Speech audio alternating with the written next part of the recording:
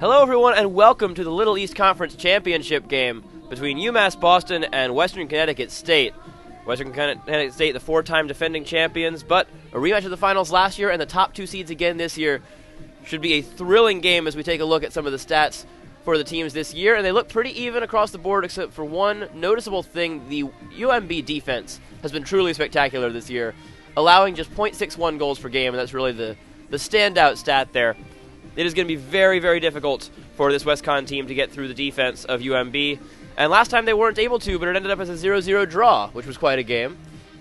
Yeah, Olin, I think the Beacons' defense certainly looks better on paper. I will say that Western played a significantly more difficult schedule, which definitely plays into that. Sometimes when you're playing some regionally ranked opponents, you are going to give up some goals, and the only difference between these two sides, really, in terms of the long unbeaten streak for the Beacons and the almost unbeaten streak for Western, was an out-of-conference 2-0 loss to Stevens. They also gave up a couple goals to Vassar, a strong program, Rensselaer. But basically, these two teams, very high-powered offenses towards the top of the conference, very good goaltending, couple of really strong center backs. Today it's going to come down to not only organization, but maybe some individual effort on either side of the ball could be the difference between the top two teams, the co-regular season champs in the Little East Conference this year. Of course, both finished at 7-0-1. They came into the game on the last day of the season both 7-0. And these are, of course, as you mentioned, two great goalies, the top two goalkeepers in the conference. Carly Martin, first team all-conference from WestCon, and Spilios, second team all-conference from UMB. We'll take a look at our 3 points for today's match. 14 straight home victories for UMB. They have not lost here at home since October of 2018. That's a pretty impressive streak right there. Yeah, it's the third longest streak in Division III, and the Beacons have not only been doing it at home, they've been winning pretty handily. A 2-0 victory the other day against Eastern that was probably a little bit bigger than it showed on paper. So the Beacons was a very large advantage in the stats category. Second straight meeting between these two teams. Fourth overall. Western, the most successful program in LEC tournament history. 11 championships. This is their 14th overall. The Beacons, though, hoping that another trend carries out.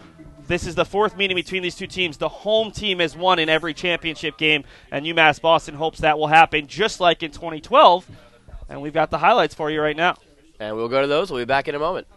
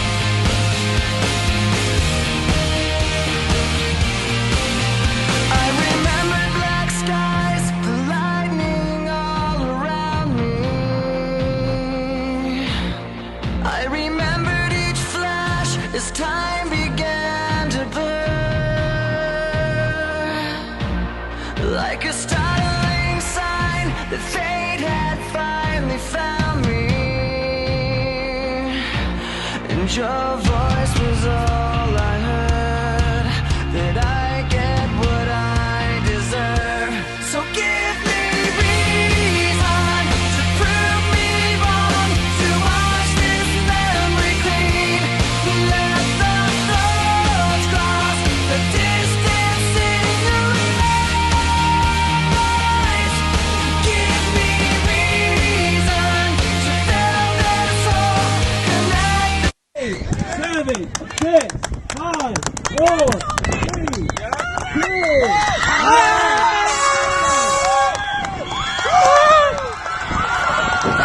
I got it though.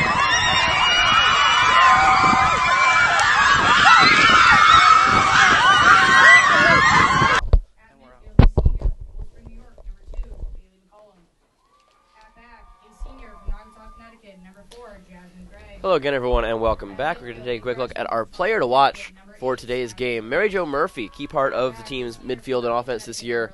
What are the big things you've seen from her so far this season? Well, Murphy was the big spark for UMass Boston in the second half on Thursday night against Eastern Connecticut State. The outside back turned forward, and she's capable of playing up there. Scored the first goal for UMass Boston in that 2-0 win.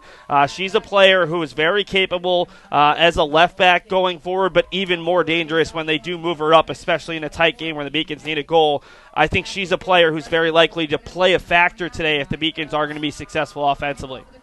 For sure, we've seen so much defense from them, but also a lot of great offensive talent on this team, and some great offensive talent on the other side as well in Kaylee Panic. Yeah, you look at Kaylee Panic, the reigning Little East Conference Rookie of the Year, the reigning Little East Conference Tournament Most Outstanding Player of the Year, had a phenomenal season, of possible candidate for Little East Conference Offensive Player of the Year, leads this Western team in the entire conference with her 40 points, also tied with freshman Maya Crows with her 18 goals. She's a player the Beacons are going to have to constantly keep an eye on, and it's her speed that really causes opponents problems. So the Beacons might use a one-on-one matchup. You might see Kenya Wade just follow her wherever she goes, because Wade is the Beacons' fastest center back. Right, I think that's important to mention. You mentioned Maya Crows as well. Those two both with 18 goals, and the Beacons much more spread around. You have McGettrick as the team's leader in goals, but a lot of players with 3, 4, 5, 6 goals each. For WestConn, it's very much concentrated. You've got 18 for Panic, you've got 18 for Crows. No one else really particularly up there. So those are the two big offensive threats to watch for today as we take a quick look around the Little East Conference scoreboard. And here's what has happened so far in the playoffs that got us here. Neither team of these two were competing in the quarterfinals since they had the top two seeds. But we saw East Conn take out Plymouth State and Castleton with the upset over Keene. And then Castleton not quite able to get it done against WestConn, a 3-1 loss there. And, of course, as we mentioned, UMB, a 2-0 win over Eastern Connecticut. And that brings us here to the finals. Joined by head coach Amy Zombek. Coach, 0-0 last night at halftime of the semifinal game. What was the message to your team? It was keep doing what we were doing, play simple, play to feet, just had to move the ball quicker and play with a little bit of sense of urgency in that final third, be a little bit more aggressive, attack the ball, take people on, take chances, and with the elements, anything could have happened. How happy were you with the performance in the second half, especially once you shifted Mary Jo Murphy to forward just before the 15-minute mark? You get the goal immediately. You continue to get the chances and really never gave Eastern a chance to get that goal and get back into a game. It was a tough call. Because you don't want to give up that one opportunity, but Mary Jo gives us a different dynamic up top. She can create things for us. She has good pace. And once we got that goal, I think we kind of were able to settle down a little bit more, control the game by winning 50-50 balls. And again, just playing to feet, putting pressure on them, not letting them be able to relax on their defensive end. By them sending long balls, we were able to win them, to put them right back in and put them right back under pressure. I think made a big difference. How big was it to get big contributions off the bench from players like Taylor Biliak, Chalila Ocampo, even Kaylee Haynes in a playoff game, to have those players step up in addition to your starting 11 having a good game? I mean, being able to have players come off your bench and make a difference can make a big impact in the game, and they've been doing it all year, whether it's been Jay, Taylor, Morgan, Kaylee. I don't want to forget anybody, but it allows us to be able to reset. They all bring a little bit different dynamic than who's starting, so now teams have to make adjustments for them as well, and then just settle into the game and play. So yeah, having a little bit of a rotation certainly helps our cause. Before we get to Saturday, what does it mean back-to-back championship games for the first time in program history? You've had some really good teams who haven't been able to do that, and you're doing it with another extremely young core. It's an experience, and they're just showing their grit and their will to win.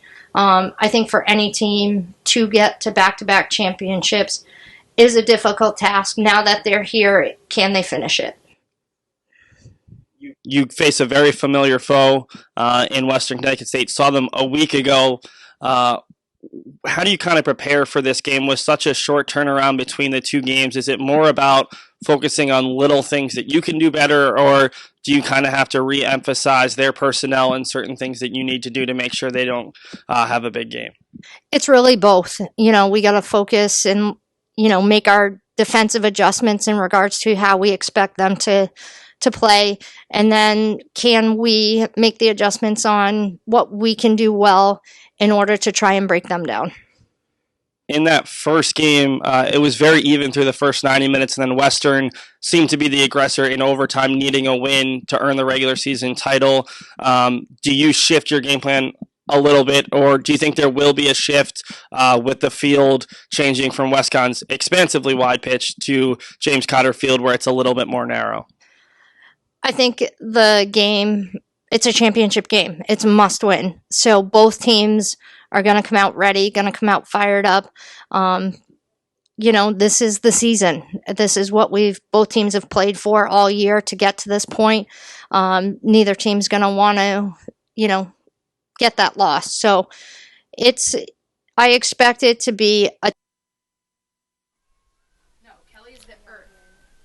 Hello again, everyone. We are just about ready to kick things off here. It'll be WestConn to start us off. Colonials 2 seed, Beacons 1 seed. Both come in 7-0-1 in the conference. Should be a great game, and we are underway. Beacons with the early takeaway. Trying to move up the near sideline here as Grace Oliver will find Murphy on the sideline initially. Ball goes through the middle. No one there initially, but Crawford almost had that. And Olin, you just heard from Amy Zomek on our pregame show, and we cut her a little bit short, but I think a big thing to note from last week's game, the double overtime 0-0 tie between UMass Boston Western, and today's game is the difference in the pitch. Both are turf fields, but the Western Athletic Complex as wide as it gets, and James Cotter Field a much tighter field. Last year these two teams played. It was Western winning 2-0 at home in the championship. The Beacons winning 3-2 here at home. It's really going to be how the Beacons are able to stretch the field on the smaller field. Today it's a little bit more about technical skill rather than just your physical fitness. And you mentioned so much about how important the speed was for WestConn, which is something that you get to use a little bit less on a smaller field. An issue you see a lot in the MLS with fields being different sizes, teams benefiting from different fields.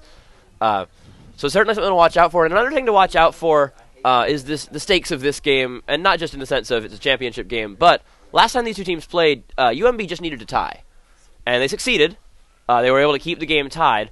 But the tie was enough for them to win the conference. They were ahead on tiebreaker. They knew going in that all they had to do was keep the game tied. Now, of course, this game's going to have a winner one way or the other. You never want it to come down to penalty kicks if it doesn't have to. So certainly more impetus for UMass Boston to be aggressive at times, but certainly are able to take their time and on their more comfortable home field here as well. Yeah, we saw it was a pretty even game in terms of shots going into overtime, and then the Beacons played a little bit more conservatively. Western earned a big shot advantage in overtime, so the stats looked a little bit more lopsided as Maria Spilios, the Beacons freshman keeper, made a career-high 8 saves in her 9th shutout, just added a 10th on Thursday against Eastern to tie the program record. The big thing also in talking about the size of the pitch is Western is very strong. When you talk about their top players, they're all in the middle of the field. It's the center forward Panic. It's the central midfielder Crows. It's Jasmine Gray in the center of the defense and Carly Martin as the goalie. The Beacons, some of their best players on the are going to spread the field. You're going to see really good width from Mary Jo Murphy and Jackie Turner, two outside backs who like to get forward. We've seen great work this year from the outside forwards. Grace McGettrick, the Beacons' top scorer, plays out on the right to begin today's game. You'll see Grace Oliver on the left, a little bit of Morgan Palma. Those players are very good at contributing to the offense. That's where the Beacons might have an advantage today, getting out wide against the Western team that is so strong in the middle of the field. Absolutely. McGettrick, the leading goal scorer for this team this year for UMB. And a big part of it has been their ability to stretch the field and sort of keep defenses guessing on where they're coming from. And McGettrick's been able to take full advantage of that. The team as a whole so good at playing around that kind of thing. And it's not that the Beacons don't have a strong midfield, but they're just a little bit younger and have earned a few less accolades. When you look at players like Cal Pitts and Kelly McNeil, obviously Allie Crawford, an all-region player last year, phenomenal, but she's a player who doesn't really stick in the middle of the field. She'll get out wide if need be, kind of a player who's given a little bit more free reign in the Beacons midfield. Absolutely. Crawford, a player who you'll see be all over the place, be wherever they need her on the ball.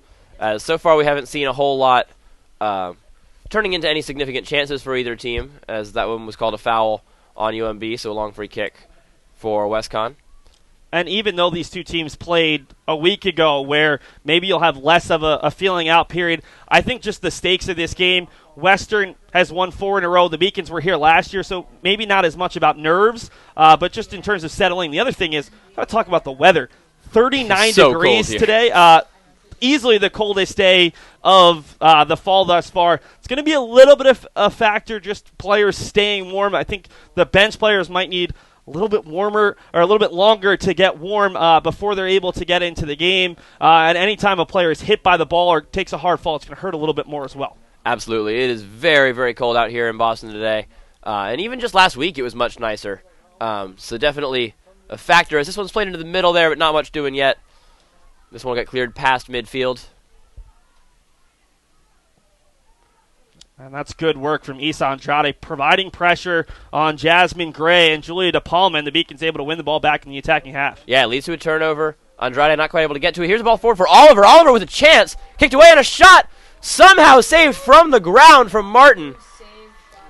Very good save from Carly Martin. We saw Andrade, a wide open one-on-one with the keeper on Thursday night and unable to score. That's a great save by Martin from the turf. Carly Martin early on showing off why she's one of the best goalies in this conference. And we expect to see that level of play from both Martin and Spilios today, both such incredible goalkeepers. Yeah, Martin's had to work a little bit harder this season. Maria Spilios, though, easily the best goals against average in the conference, also leads the conference in wins and shutouts, and that's a great save by Martin, a difficult one, all started by Isa Andrade, not giving up on the play, putting pressure, and then unfortunately Andrade unable to open the scoring. That was almost a gift that the Beacons were given here early on. Absolutely. Andrade, and she got that initial shot off. It was a good 1v1 save, but Martin stayed with the play. Because we did see a follow-up shot that Martin was able to save from already being on the ground.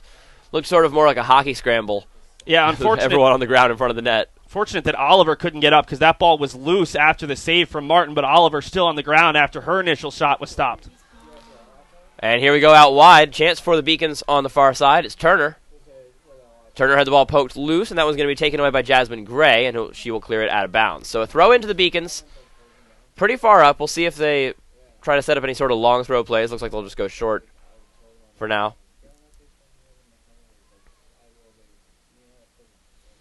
Trapped in the corner. Ball will be taken away briefly by WestConn. It seems that the Beacons will have control again. This one crossed into the middle, but that was going to go a little too far over the goal line. So, I liked how the Beacons were able to get the ball into the zone. Quick passing to feet, able to open up WestConn, moving from one side of the field to the other. The only issue is Gray was able to close down on Jackie Turner so quickly. Beacons players are going to have to recognize that Western does have those defenders who are very capable in 1v1 situations. Get the ball off their foot a little bit faster in the attacking half. Good pass up the field there. Now an opportunity potentially for WestConn, but they're not able to hold on to the ball as Crawford intercepts that pass. Pass forward for McGettrick is going to lead to a foul going against the Beacons. I don't know if it was an initial foul there on McGettrick as she got tangled up with the outside back, but when she sat down on the player, that's kind of frowned upon. Yeah, typically you're going to get whistled for that, and Grace has had a very good week already, scoring an insurance goal, a hockey goal against Eastern Connecticut State to make it 2-0 the other day, and being named to the COSIDA Academic All-District team, both on Thursday, so a very good day for the sophomore nursing major. And very well played defensively initially, but a mistake right on the line is actually going to lead to a corner kick right there. That was Dani Anderson who was able to box out on the defensive end, but it just went off her foot before it went over the line. So this will be our first corner kick of the day. It'll be taken by Bailey McCollum. That was a nice play by Kaylee Panic to not give up on it, forcing Dani Anderson to touch the ball and earning that first corner kick. Corner comes into the near post, headed high into the air, still in play. Ball was loose in front for a moment, but no real shooting lane, and now it'll be cleared out and claimed by Courtney Ravo. And I think Western really wants to take advantage of their free kick opportunities today. They do have some very tall players. Julia DePalma listed at 5'8". We've seen really good play from their outside backs and center backs in the past, and Crows is another dangerous player on set pieces. And UMB not a particularly tall team across the board. So definitely something to watch out for A lot of players who are very good in those aerial scramble situations, but they don't have the literal height advantages. That one comes in and goes off the crossbar. An opportunity coming out of absolutely nowhere as the cross comes in to number 29, Maya Crows, and she nearly had her 18th of the season. Well, both teams have had their great chance in the first 10 minutes. The Beacons a little bit more fortunate because Martin was able to make the save. Spilios, nothing she could do, and the Beacons fortunate that came off the bar and straight down rather than down and in. But that's just an instance where the Beacons need to attack that cross into the box from Panic. You cannot let that ball get to cross, and the Beacons very fortunate that this is still a 0-0 game. And now an opportunity up the left sideline for Grace Oliver. She has some space in front of her, now working one-on-one against Samantha Larkin. Ball gets back to Oliver, crosses in front, and a good play on what turned into a shot as Carly Martin's able to make the save and fall on the ball. So just over 9 minutes into this one, we've already had some chances going both ways. Not looking like it'll be another 0-0 draw, but the goalkeeping very strong all around as well. No, and I think on this smaller pitch, you're going to see a lot more chances in this game, especially with UMass Boston. The last game, the focus was you got to get a 0 defensively. It didn't matter whether the Beacons scored or not. If they kept the shutout, they were going to win the regular season title. Beacons had the advantage going in because they had fewer goals allowed in conference, which is the third tiebreaker after records against opposing teams and records against each other, with both teams finishing in 6-0-1. So this time the Beacons recognize that they've got to either score a goal or they've got to win in PKs, and I don't think anybody on either side wants this game to go to PKs. Oh, no. Especially with the weather, that's going to be a long wait. It'll be a long time and always some unnecessary stress. As a goalkeeper, I definitely have a love-hate relationship with those. Always exciting, but certainly not what both teams are looking for today. As we've passed the 10-minute mark into this game, this cross is going to go over the net and out of bounds for a goal kick. And one of the things we have to talk about right now is, while we're not going to see sun for long, right now it's in a very difficult spot, especially for Maria Spilios.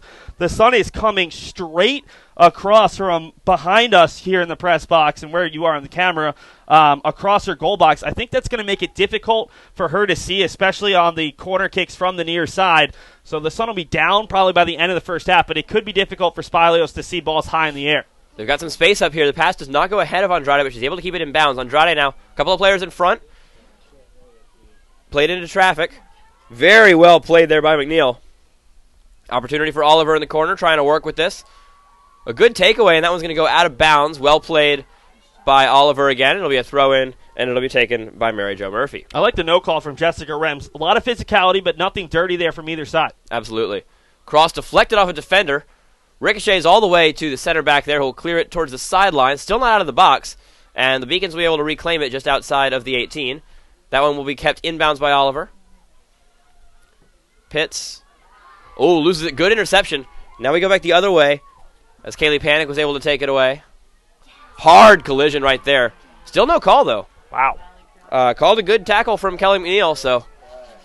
Definitely got a lot of ball. It seemed like there was a good bit of body coming in afterwards, but already we're seeing kind of a tone where if you win the ball and there is some physicality, Jessica Rems is going to let it go. It's good for both teams to recognize early on. That one's knocked away from Kenya Wade, but that will not be an issue as the ball deflects right towards Spilios. Spilios comes in as a freshman this year, earns a starting goalkeeper job, has played all but one of their games, and has done a spectacular job. And she's one of those goalies where you wonder, okay, her goals against average is great. Her save percentage is a little bit lower just because she doesn't see as many shots. Yeah. But we've seen her time and time again. She always has to face one or two really good looks a game, and she's come up big. She is a very confident goalie, and she's a very competent goalie as a freshman. Not going to be afraid of the spotlight today. And you mentioned 10 shutouts on the season, looking for a program record today of 11. That's still intact here as we are about 13 minutes into this one.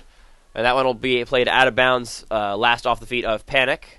And Western, obviously, scouting the Beacons well. They recognize UMass Boston likes to play out of the back, likes to go short on these goal kicks, and it was Panic who nearly created the turnover. Good passing into the midfield here. Now an opportunity. They have some space on the right side, and that is going to be Turner. A lot of room to work with out here. Ravo chasing her down. One-on-one Turner and Ravo. Turner's cross may have been deflected slightly. Beacon's able to hold on to the ball. McGettrick puts it almost on target, but that one's going to go just wide of the net. Yeah, big play by Ravo to cut down Turner, who had acres of space to start. Ravo got a bit of a piece of that cross. It forced McGettrick to come back to the ball, and by the time she was able to collect it and turn, had no shooting angle there. Really nice play by the left back. And in addition, we've talked about the goalies and how great they are, but we've seen both defenses on both sides playing very well as well. You mentioned Kenya Wade in the pregame, extremely fast. Probably who they're going to look to shut down these fast offensive scoring threats. But the defensive lines have been good all around. We've seen Turner make good plays on both sides of the ball. We've seen Dani Anderson do well, matched up against some very tough opponents so far. And, of course, on the other side, we saw that play from Ravo. And we mentioned before the game their defense overall, led by Jasmine Gray, who's been such a good center back. Well, thus far, we haven't seen the Beacons kind of play a man-to-man defense on Panic. They're allowing whoever's closest to pick her up. It'll be interesting to see if UMass Boston adjusts as this game goes along. Oh, well played by Crawford. Opportunity and a long shot is going to be saved by Martin. And now that's not a particularly high percentage scoring chance, but I do like to see that kind of thing coming out from the Beacons. Force the ball into the box. Take those long shots. Maybe you get a rebound every now and then. They got a rebound earlier. We're almost able to get a goal off of it. Yeah, I think the only issue for Allie Crawford there is that time she had a bit more space. Typically, Western's so good at closing you down that you need to get the shot off when you have an opportunity. Exactly. That time, it was such a great outlet pass to Crawford at the top of the box. Maybe she has another step where she can get a better angle, get a bit more behind the shot. Martin and Spilios, great goalies, probably not going to give up a goal where it doesn't have a ton of pace and it takes 2 bounces before it gets to the keeper. Absolutely. It's something to watch out for, as we go forward. We mentioned how good Conn is at slowing down those offensive rushes, and we also see that UMB has been able to break through that to a degree, and they've been able to make some things happen on the offensive side, forcing Martin into a few saves, even if only one of them was particularly difficult. But certainly something to look out for as we keep going. And now we get a long free kick. But the Beacons have the wind at their back, the wind whipping right to left. So this could be a ball where maybe Kelly McNeil gets a bit more behind it because of the wind. Long free kick into the edge of the box. This one headed away, and it'll be cleared away by Crows. Headed out. Beacon still in control of the ball. That one goes off the face of number 8, George. Can't feel good in today's weather, as we mentioned. In the 30s, the temperature here in Boston. High of 39, probably a real feel in the high 20s, and it's only going to go down. That was Skylar George. I'm surprised that she was able to immediately go back to defending after getting hit from about 6-7 yards away. Yeah. That was a very nice pass from Kenya Wade. Was being pressured by multiple players, but mostly Kaylee Panic, who was getting in that passing lane. She found the lane where the ball would still get cleanly over to Cal Pitts, but without any danger of Panic getting the turnover. As that one's going to go out of bounds, it'll be a throw-in again to UMass Boston. The Beacons and Colonials still tied scoreless. We've got 28.5 to play in the first half. It's a great step there by Jasmine Gray, recognizing the ball getting to the foot of McGettrick and just getting there first. Seen that a couple times from Gray, a player who has had a lot of honors in her career at Western Connecticut State. Gray, in her final season, has yet to play a season without winning a conference championship. Of course, this team has won 4 straight. So, looking to finish off her career 4 for 4 as the Beacons look to threaten that today. The Beacons certainly looking in good position, to put up a fight today. This has been a game where coming in, there wasn't really a clear favorite. The team's so evenly matched in the regular season, down to having a scoreless draw in their contest against each other. And their stats look a little different across the board. You mentioned the out-of-conference schedules being different. But within the conference itself, a lot of the same things going on for both sides. So a WestCon player who's in the box, which is not allowed. You've got to be slightly outside. That was Oceana Israel, and that's why Maria Spilios was asking the referee for a change. And a diving stop by Spilios. Good play by Skylar George to take that opportunity and just make something of it, but she did have a couple of players in the box. Kaylee Panic was well covered on the near side by Dani Anderson. So George just goes ahead and takes the shot, and Spilios able to get over, get to the ground quickly, and make a good save. Ball played forward, Andrade with it. Working one-on-one, nice move, but just a little too close to the sidelines. Looked like she may have had De Palma beat, but not quite able to get past her inbounds. Good look from Mary Jo Murphy, who was well covered I thought she might just play it out of bounds to help the Beacons defense reset, but able to find Andrade. And again, the Beacons passing has been pretty good thus far. Big collision there, and Wade is just going to run this one back towards Spilios to make sure Spilios is able to control it. Again, no foul calls, and I like that no call because really could have called it on either side if you were going to call it. No clear fault there, just players running into each other. Just looks like the two teams are playing for a slightly different goal. It looks like WestConn's trying to slip that through ball in, just make the one pass and use their speed. UMass Boston's doing a nice job of connecting the passes where 4 or 5 players are going to be part of the build-up to any potential good look. And that was a fantastic interception by Crawford. The through ball will go a little too far for anyone there. But Crawford at least able to stop the forward progress of WestConn.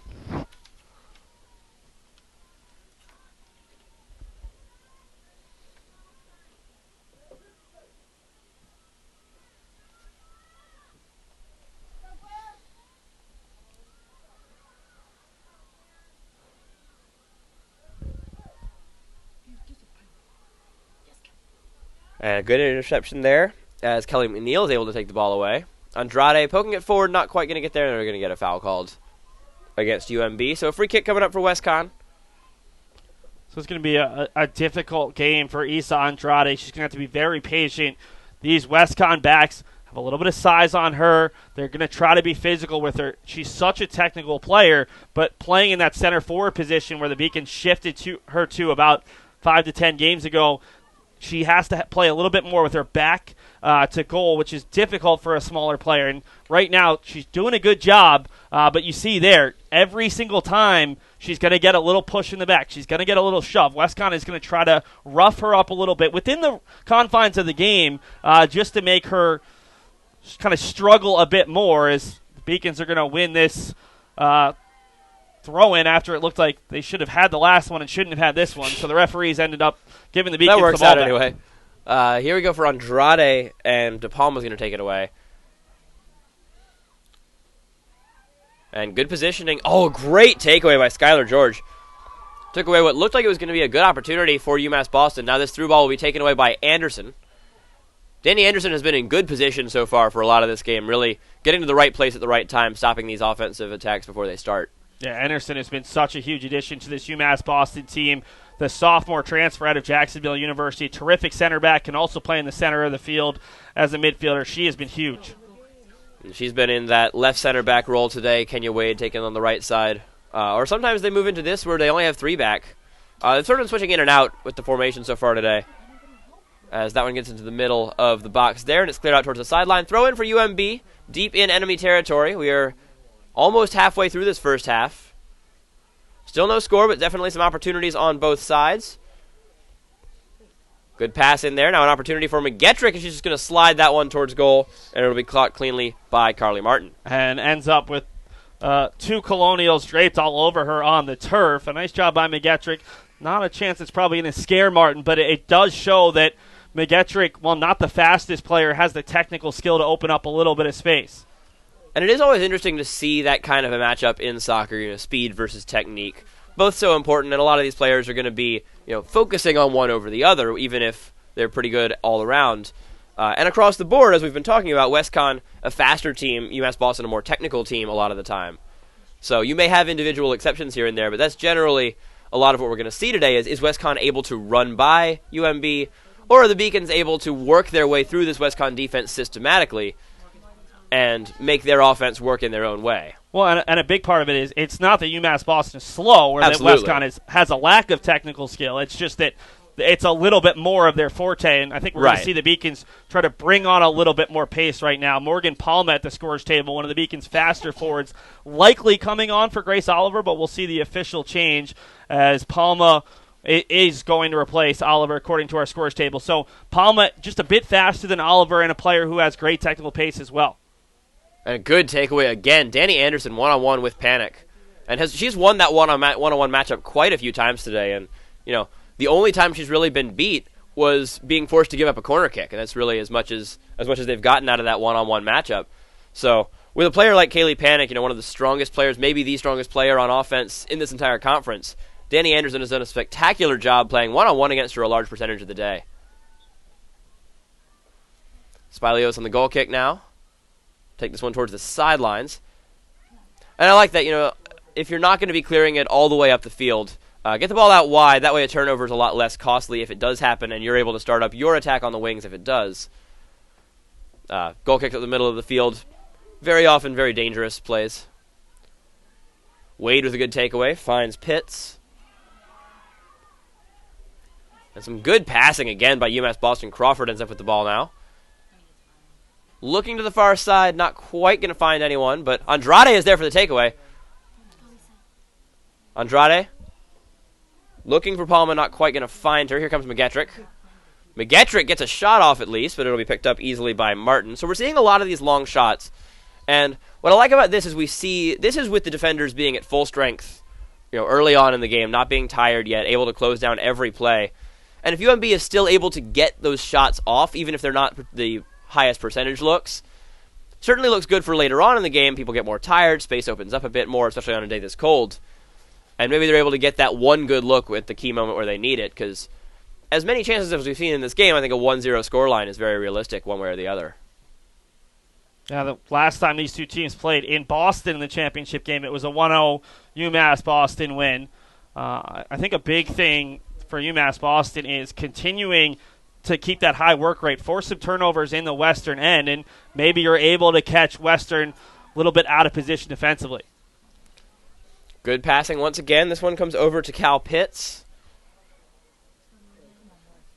Pitts heads it back. Palma holding on to the ball. Palma almost able to escape with possession. Working one-on-one still against Julia De Palma, against Morgan Palma in the corner. As that one's blocked, Palma gets it back. Palma double covered. Gets the ball out to Pitts. Cross into the box. And an opportunity there, but Andrade was just not quite able to get past the defender in time. Very good cross right there, though, and very well set up by Morgan Palma on that left wing. Yeah, Palma and Pitts not giving up on the play, and while originally I thought Pitts had a little bit more time and space to do something with that, the quick ball in almost caught Western sleeping. It was such a good ball right between the 6 and the goal line. Easy ball to attack. Unfortunately, the two Beacons forwards couldn't quite get there with McGettrick and Andrade in the box. So Palma already making an impact in her first couple of minutes in the game, as they'll move up a little farther for another throw-in. Crawford wants to take this one. Has Andrade up the left side now. She'll go back to Palma. Palma crosses in. High ball. McGettrick coming over there, but that one's a little too close to the keeper, and Martin will catch it. Martin, not tested particularly hard, but been forced to make plays often. Yeah, she's been a lot more active than Spilios, who saw that one ball go off her bar and had a little bit of action early, but since then it's really just been goal kicks. The good news for UMass Boston is to play Palma off the bench. She struggled the other night against Eastern Connecticut State in the first half, didn't come on in the second half. This is the good version of Morgan Palma, who's been a very strong performer for the Beacons in her 2 seasons, including scoring the game-winning goal in last year's LEC quarterfinals, a 1-0 victory over Castleton. She definitely looks like a player to watch today. She's been a spark plug for this offense since coming off the bench. Speaking of spark plugs, it looks like the Beacons are going to make another move to help out the offense. Taylor Biliak is up, heading to the scorer's table. That likely means we'll see Murphy move into a forward position with Biliak and Jackie Turner as the two outside backs. It's dangerous. And Biliak, a great playmaker as well. You lose one of your best 1v1 defenders, a player who has the speed to keep up with Panic, but you put that player up top with a great scoring touch. And I think that's also potentially a reaction to how well Dani Anderson has done in that 1v1 today. Because, coming in, maybe you expect that you need your absolute fastest players to guard Panic the whole day. But Anderson's done such a good job on the defensive side all day. Wade, when she's been forced to guard Panic as well, that maybe you are able to send up Murphy and have her play more of an offensive role, see if you can break open the scoring, and then maybe you get the ability to play more defensively again. Well, it also helps when you're providing that double team. Every time we see Panic have the ball, there's a 1v1 defender right on her back, and then there's a second defender coming over to help. Clearly, the Beacons' primary focus is to get the ball off Kaylee Panic's foot. Maya Crows has the best chance. She hit the underside of the bar, but she hasn't been nearly as involved offensively. Yeah, that was really the only time we've seen her, the only time we've talked about her for more than a couple of seconds. Crows has been, just as involved making defensive plays as offensive, realistically. We just saw her have that one big chance where she was able to hit the crossbar, almost put the ball in. As we get 2 substitutions coming on here. Biliak and someone else. It'll be McGettrick coming off along with Palma. So short stint for Palma, but she's replaced by Jalila Ocampo, who had what I thought was her best game of her sophomore season the other day in that left forward spot. So Ocampo comes on, and we will see Jackie Turner come off. So Murphy stays as the left back, and Turner will take a break as the right back. Corner from Crawford to Ocampo. Ocampo goes down, not quite able to get on it. They're going to give a Penalty. penalty. Ocampo goes down in the box, and this is a penalty kick for UMass Boston.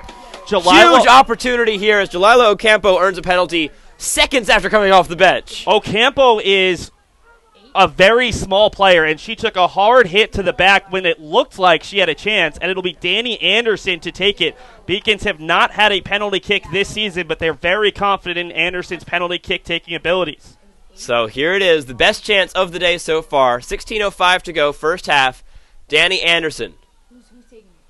And it's in! Dani Anderson scores the first goal of the LEC final. Anderson, with the Beacons' first penalty kick of the year, converts. Jalila Ocampo earning a penalty just seconds after coming off the bench, her first play of the day. And Anderson converts. We've talked about how good she's been on the defensive end. She shows up on offense huge with a penalty kick goal.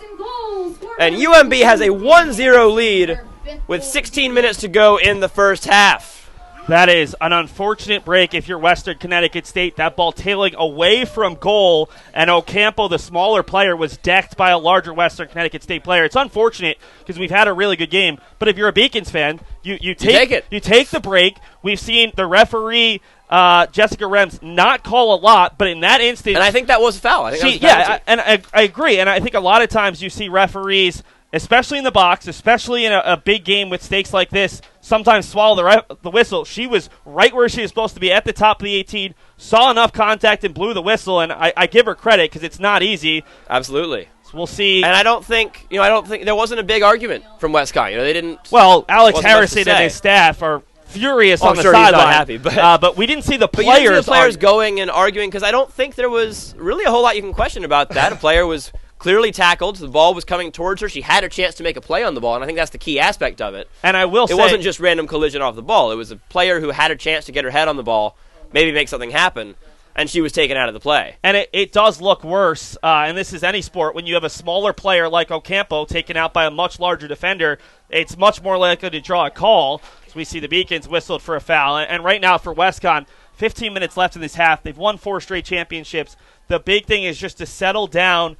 You don't have to get a goal before the end of this half, but you have to keep the deficit at 1-0.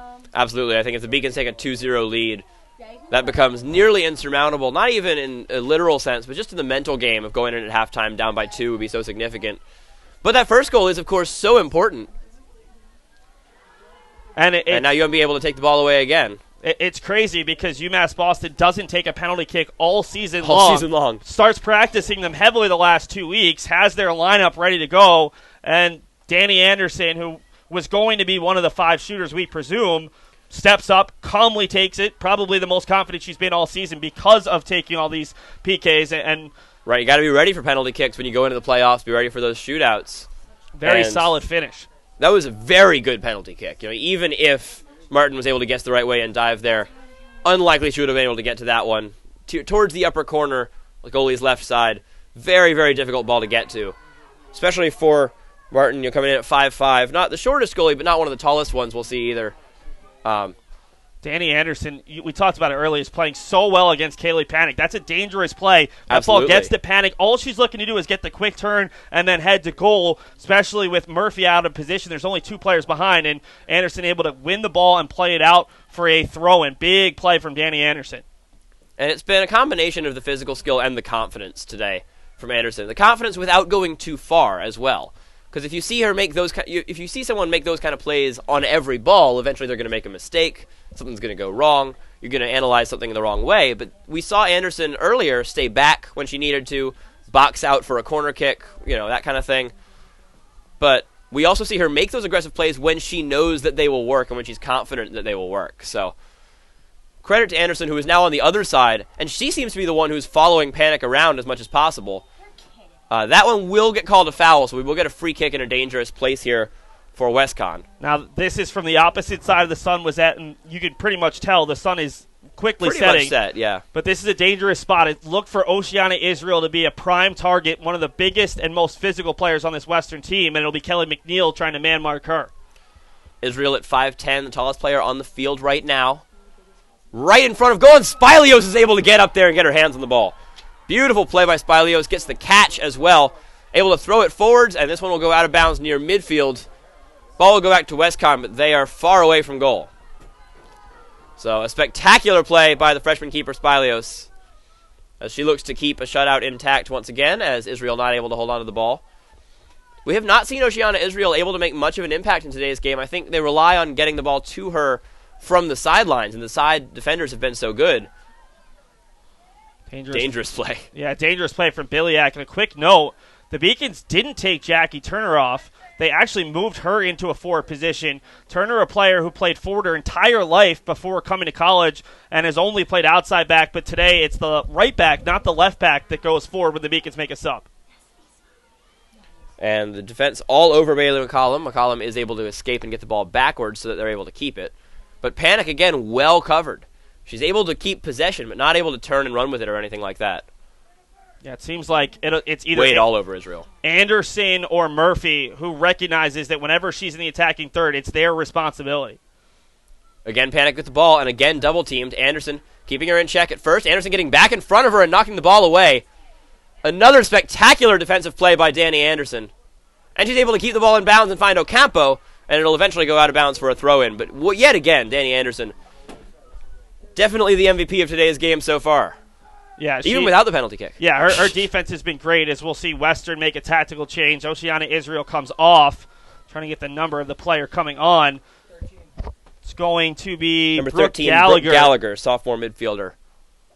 So she comes in to help out on offense, and I like that because Israel has not really been able to play much of a part. She's been one of their key offensive players all year, but has not really been able to play much of a role in today's game, as that ball's going to get all the way through and be picked up by Spilios.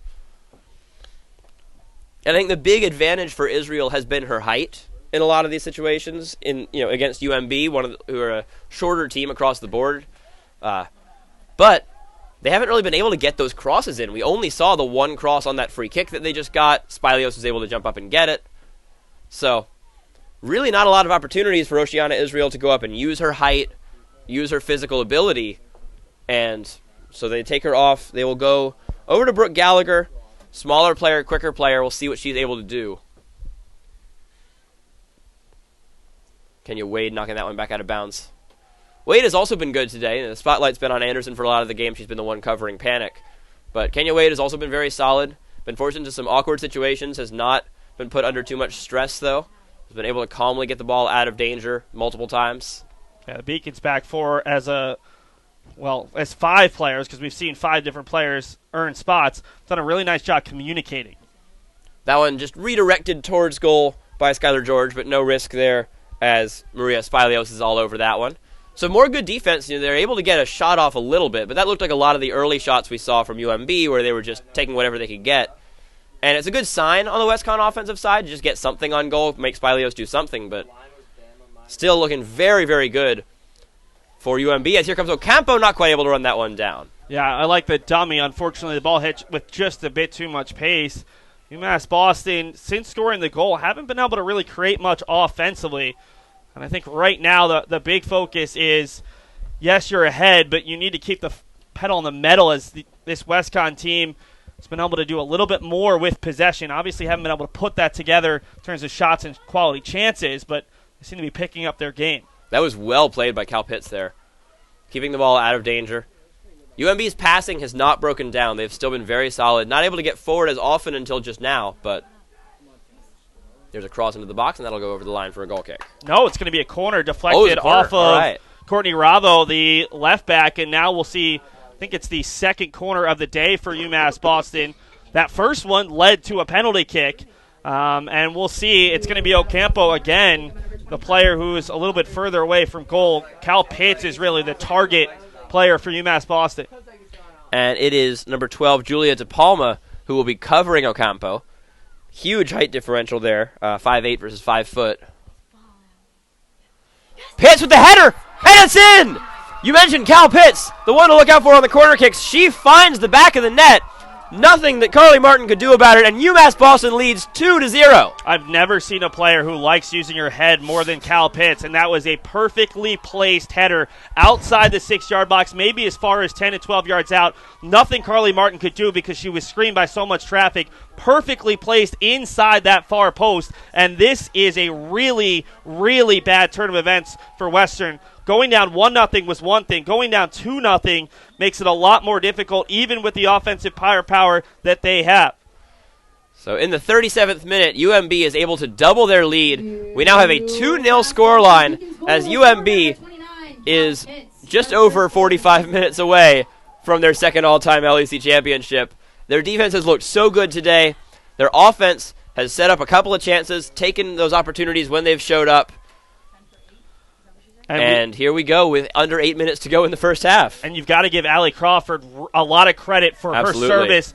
The first goal, she's not going to get an assist on it, but she was able to find Ocampo at the top of the box and force the foul that led to the penalty kick. This time, able to find the primary target, giving Cal Pitts a direct angle where she didn't have to come back to the ball. She was able to head towards the net, get a lot of pace behind the. And now another good ball from Crawford. Opportunity going in front. Opportunity once again as it's going to be cleared out to the side by Jasmine Gray, but more pressure from this UMB offense. And there's a few effects of this. The more they can keep the pressure up, the more they have the chance of another corner, which is that they've gotten both of their goals. But they're also spending more time on this offensive end. They're not allowing WestConn to get anything started offensively when they're just stuck in their own 18 all the time. No, and the big thing is 7 minutes left. Can you add a third right now? Because WestConn's going to settle down. WestConn's going to change some things tactically at halftime. Can you add that third goal and really take WestConn out in the first half? And Mary Jo Murphy tried right there. Somewhere between a cross and a shot. Almost a very dangerous ball, but that one's going to go a little bit wide. However, certainly looking very good for UMass Boston. 6.5 to play in the first half. UMB leading WestConn 2-0. WestConn, the 4-time defending champions, 11 championships. First one being in 1999. Last 4, as I mentioned, being the last 4 years. UMB with 1. They won in 2012 against WestConn. They have lost to WestConn in the finals twice, including last season. But, as you mentioned, the home team has won all 4 times that UMB and WestConn have met in the finals. And now here in UMass Boston's home territory, they have a dominant lead in the first half. And they look so good in all aspects of the game. Yeah, I think that they had a little bit of lull after scoring the goal, but that was such a nice job of earning the corner kick by Taylor Biliak. We talked about the outside backs in the open needing to be a part of the Beacons offense, getting wide, and that was Biliak who earned the corner, and then a great play by Allie Crawford to feed Cal Pitts. Crawford's corners have looked so good. We've only had, I think, 3 of them so far today, and 2 of them have led to goals. As this is another opportunity. On the far side, it is Turner, and the shot is going to be saved easily by Martin. So Carly Martin has been busy today, unable to stop the penalty or the shot, the header from Pitts. I don't think either of those exactly can be blamed on her. We've just seen so much from this UMB offense against what is a very tough WestConn defense. Yeah, and what makes it a little bit scarier for WestConn is this Beacons team this season has not lost a game when scoring a goal. There are only 2 losses in non-conference play, Babson and Smith, both 2-0 losses. They don't concede very often.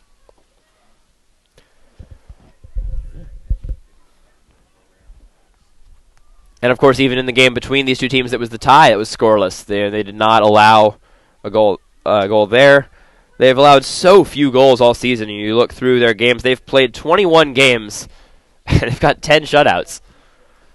Spilios, of course, looking for her 11th. That would be 50% of their season would be shutouts.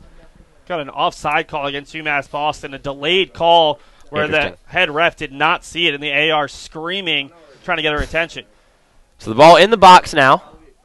Potential opportunity for WestConn, but Panic again is shut down, and this time it is Mary Jo Murphy. We've talked about it. It's been back and forth between Murphy some of the time, Anderson a lot of the time, Kenya Wade every now and then as well. This will be a corner. It'll be Bailey McCollum to take it. She had 1 early on in the game. Nothing was really able to happen from it. Yeah, Western needs to be better on set pieces. They thought that would be their big advantage in this game. And yet here we are with 4 minutes before we get to the half, and the corner kicks and the free kick from a very dangerous place have led to absolutely nothing from WestConn. Meanwhile, the Beacons, 3 corner kicks, 2 goals from him. Yeah, we'll give credit to Spilios again, getting her hands Absolutely. on that ball. She's not the tallest goalie, but she's gotten her hands on the ball a couple times on those crosses into the box where there's a lot of traffic around her. Yep, Spilios comes in at 5'7", plays a lot bigger than that, able to get her hands up there, jump in the right spots. That's even more important than the ability to just get up high and get to balls. Like putting yourself in the right place, jumping but not jumping too early, making sure you're always in the right spot. And Spilios so good at that. She's been so good at it all day today. And that's why you see the spectacular goals against average and all those kind of numbers from her. And something I think that's interesting to mention, you look at the league leaders from this season. Spilios first in goals against average in the conference. Martin is second.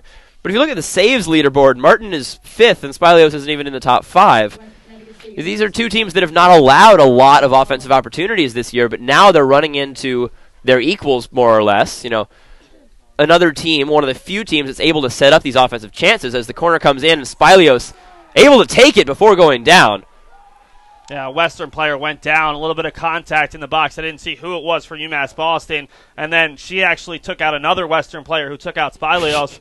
A big thing to note, though, is because that first penalty was given, a lot of times you'll see a referee be a little bit more lenient in giving it one back because penalty kicks can be such game changers. And it did give the Beacons the lead. So Beacons have to be careful in their own box. And I think they played that pretty well. I don't think there was enough contact in any specific way to call it penalty right there. It looked more like incidental contact as Anderson once again going one-on-one with Panic and able to stall her until Mary Jo Murphy can come and help. And they're just doing such a spectacular job shutting out this star player. Yeah, in my mind right now, if UMass Boston wins this game, the LEC tournament most outstanding player is either Murphy or Anderson, and it's as much for their defensive abilities as their offense. Both have scored a goal in this tournament, but they are really limiting Kaylee Panic. Good defensive play right there. That was Biliak able to get to the ball, get her head on it, force it out of the box, and the throw-in will go the way of WestConn, but UMB able to get out of danger, and we're just over a minute to go in the first half. That pass was deflected. Again, Panic gets tied up. Looking for a foul call. I thought there was going to be a foul called on her, actually. And no, there is. So Panic gets called for the foul. 1 minute remaining in the first half. We are now under a minute to go in the first half. It'll be a free kick, probably for Spilios. Or no, it will be one of the defenders on the far side. It'll be Anderson. Well, I think right now UMass Boston's going to take as much time as they can off of this clock before they take this free kick. Big thing is you want to get another chance potentially, but you don't want to give Western a chance before the end of this first half. Absolutely. Anderson drives it up the side.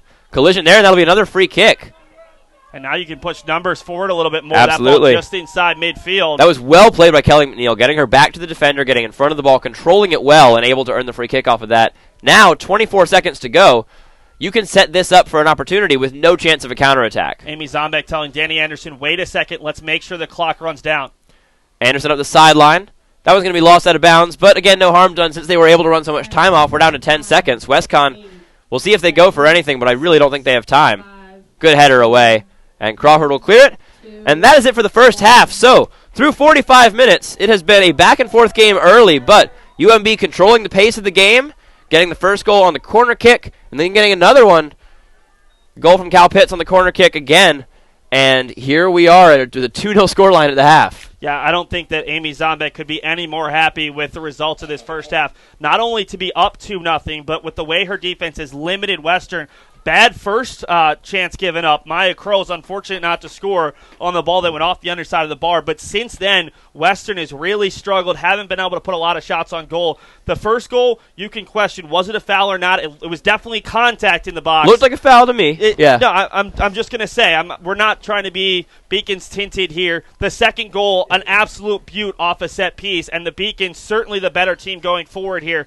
We're going to see Western make some tactical changes. Maybe they'll have to change their formation. Alex Harrison's team, they've won 4 in a row. They're going to come out strong in the second half. For Amy Zombek, it's kind of how do you line up in the second half? You don't want to stop attacking, but a big message is let's make the smart play. Let's make sure we have that second defender in behind Panic, in behind Crows. That's what's been working here in half number 1.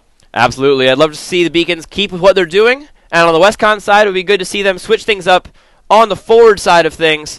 But for now, we're going to take a quick look at the highlights from the semifinals where UMass Boston took down Eastern Connecticut State.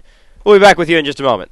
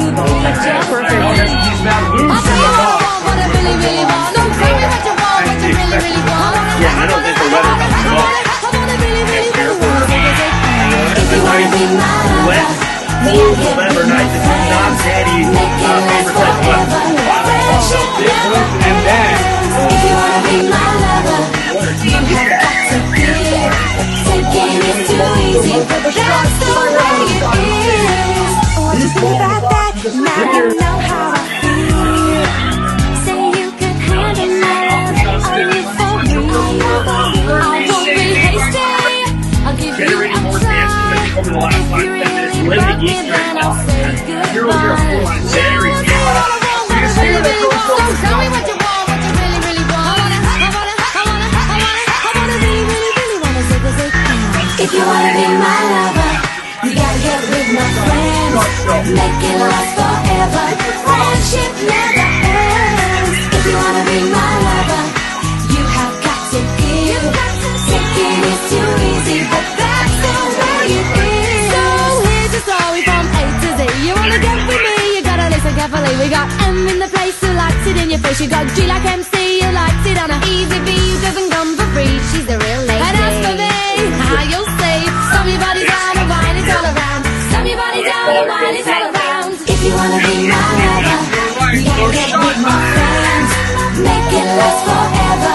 Friendship never ends. If you wanna be my lover, you have got to give. Taking is too easy, but that's the way it is. If you wanna be my lover, you gotta make it last forever. Stop your body down and wine it all around. Stop your body down and wine it all around. Stop your body down and wine it all around. Stop your body down and zig a zig out. Conn's headed. Bounce towards the net spot. If you wanna be my lover.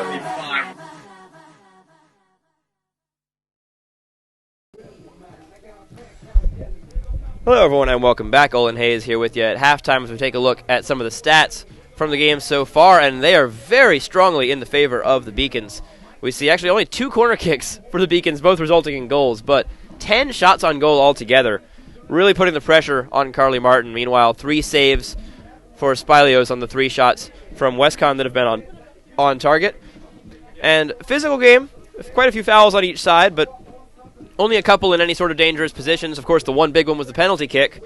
And that's about it for the stats in the first half. You see the Beacons winning all around, 2-0 lead, and we're going to take a look at some highlights from volleyball. Well, just real quick, Yep. I think the stats are a little skewed in that the Beacons are taking a lot of shots from distance. Absolutely. So the stats should be a little bit closer, but we'll see. The Beacons certainly, if we have possession time, it would show that UMass Boston has been the better team in terms of creating the chances. And I think that's a big thing of what those shots on goal show. You know, they don't exactly show opportunities to score exactly, but they show just how often the Beacons have been in control of the ball and in control of the field. And all of Westcon's looks have been on target because the Right. only shot that wasn't on goal was on the crossbar. Exactly. So they're getting some decent chances. They just haven't been getting nearly as many as UMass Boston. And with that, we're going to take a look at some of the highlights from the LEC Championship in volleyball, and we will be back with you in a moment.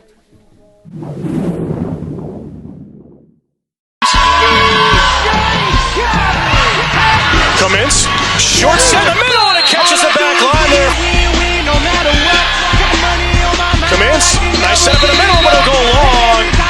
Tough punched over by Bowers. Yeah, a little confusion on where Lex was going to go on that attack. Great slide on the right side. Your 2 biggest blockers in Emily Flanagan and Jaya Woodland. Parker, commence. And a great kill. Chepievska.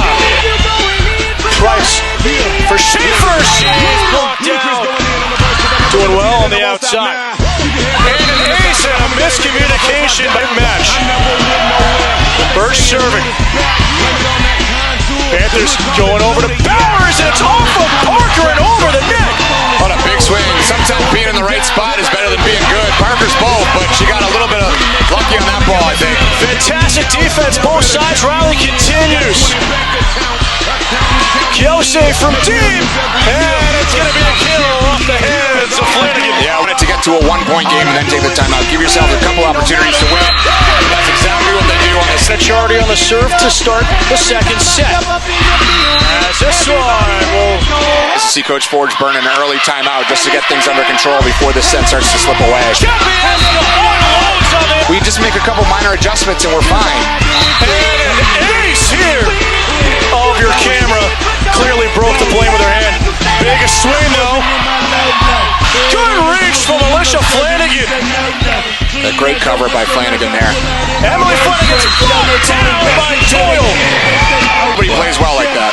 Good reactions there from the Panthers to get it over, but it's Doyle on the but the Beacons stormed back. Absolutely, yeah. The Colonials had a 10-6 lead there In the fifth set, and a Chartier out of this match.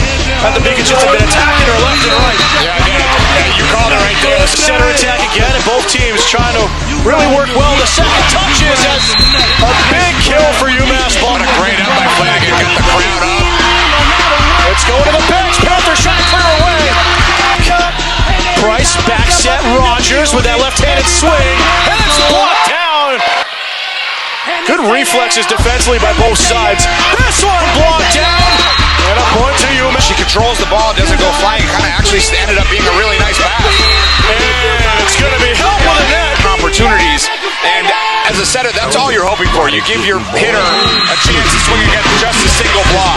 On that serve, nearly got an ace. Panthers keep the rally going. Kiyose gets the count down the line. Post-game ceremony coming up next. On the slide, Tascareno finds the Championship game, you got to be running into each other for that ball. So here it is, Kiyose, championship point, and it's an ace, and UMass Boston, the 4 seed comes up to Plymouth, and they are once again champions in the Little East Conference. The 2019 Little East Conference Championship Tournament Most Outstanding Player is presented to UMass Boston's junior Amelia Chapevska.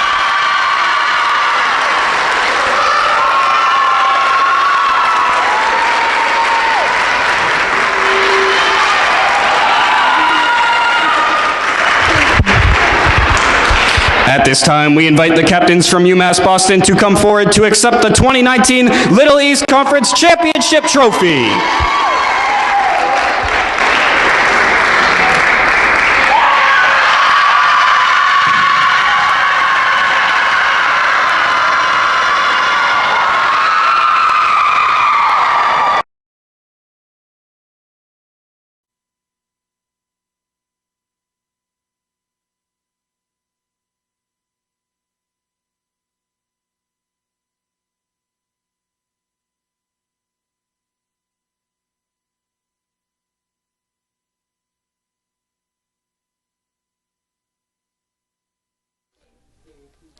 Hello everyone and welcome back to Halftime. We'll take a quick look around Beaconville at what some of the other teams here at UMB are doing today. Little East Conference,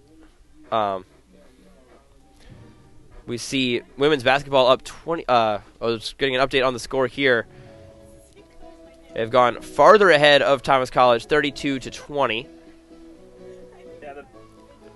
The big one, we just saw the highlights, the volleyball team winning their 9th Little East Conference Tournament Championship and getting back on top after falling the semis.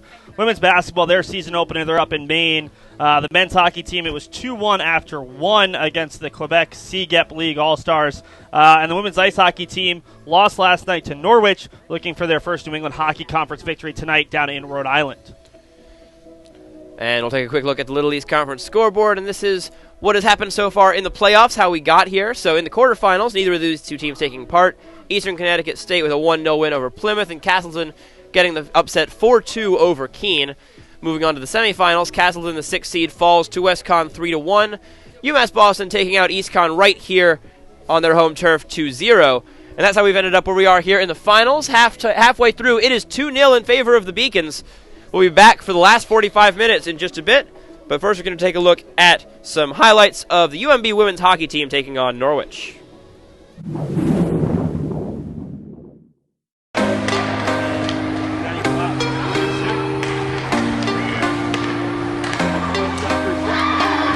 Can't be sleeping, keep on waking without the woman next to me. Guilt is burning, inside I'm hurting. This ain't a feeling I can keep, so blame it on the night. Don't blame it on me, don't blame it on me. Blame it on the night. Don't blame it on me, don't blame it on me. Blame it on the night. Don't blame it on me, don't blame it on me. So blame it on the night. Don't blame it on me, don't blame it on me. Don't blame it on me.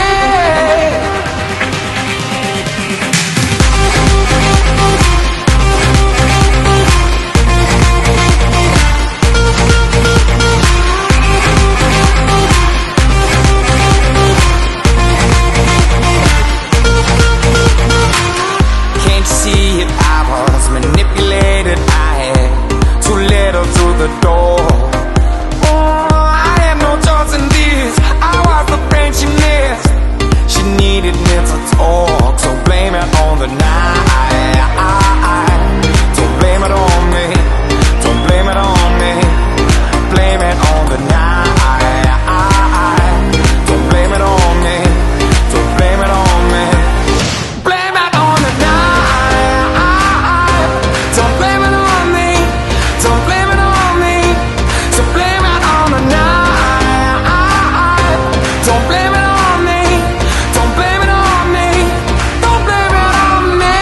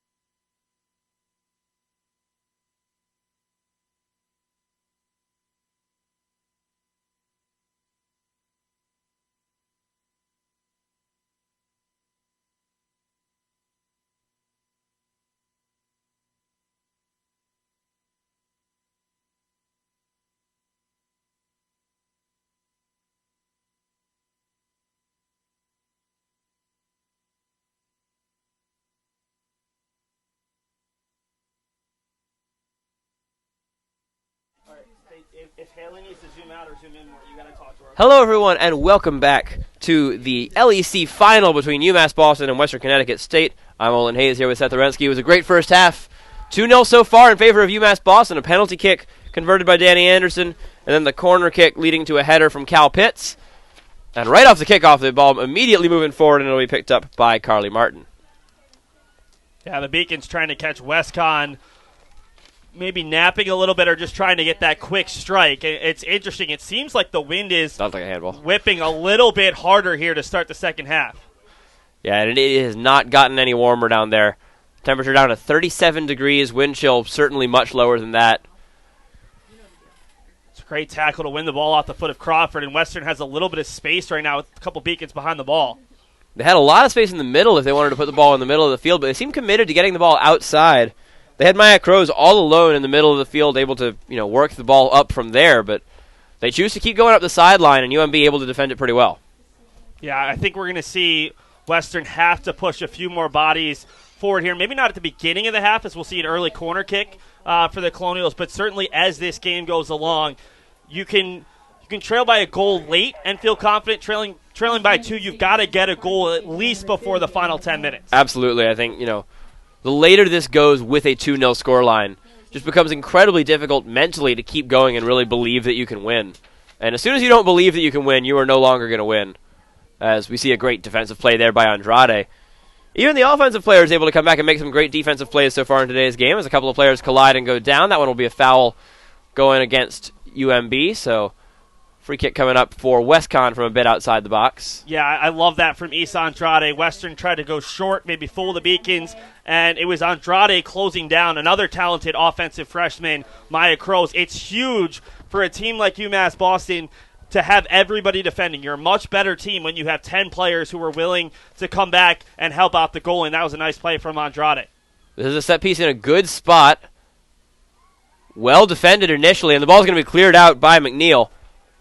Very well played defensively by UMass Boston. That was a good set piece from a dangerous spot. McGettrick almost gets through. Good takeaway by Courtney Ravo. Ravo's had a good game across the board. You've been forced into giving up a couple of corner kicks that have been very costly, but she's done her job on the sideline as McGettrick gets past her. Here comes Grace McGettrick. She's got Andrade in the middle. Looking for Andrade, and now looking farther towards the middle. It's going to be taken away by Conn. Colonials get the ball back up the field, but Kenya Wade is there to stop it. Wade plays it out towards the sidelines. Nobody home initially. McGettrick trying to hold off the defense again, and McGettrick will not quite keep this one in bounds. It'll be a throw-in for Courtney Ravo. Yeah, it's the first time the Beacons have been able to beat Ravo, but the issue for McGettrick is she slid it right in between Andrade and Oliver, her 2 targets, unable to find the foot of either player. Good give and go right there. Here comes Murphy.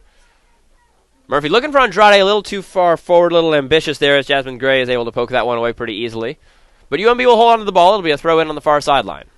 Yeah, and we're seeing Jasmine Gray forced to do that a lot, where she's winning the ball but immediately having to push it out towards the sideline and just knock it out of play.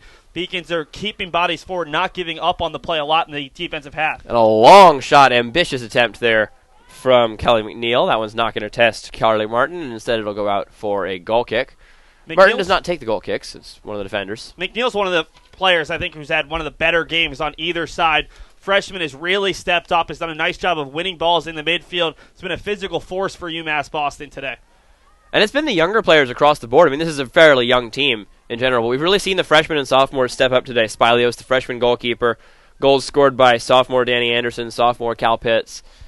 McNeil's had such a great game, the freshman defender, midfielder. And that Crawford pass for Turner's knocked down by the wind. Beacons going from left to right against the wind here in the second half, and it's hurt them a couple times on these passes. That was a great give and go there, and here comes Oliver. Cross into the box, and this one is going to be headed away initially. Not cleared yet. Crawford there to close down, but it will get out of danger. Cal Pitts is there to claim it on the sideline and at least watch it as it goes out of bounds for a UMB throw. Good ball from Jackie Turner, who's been making a lot of those runs today.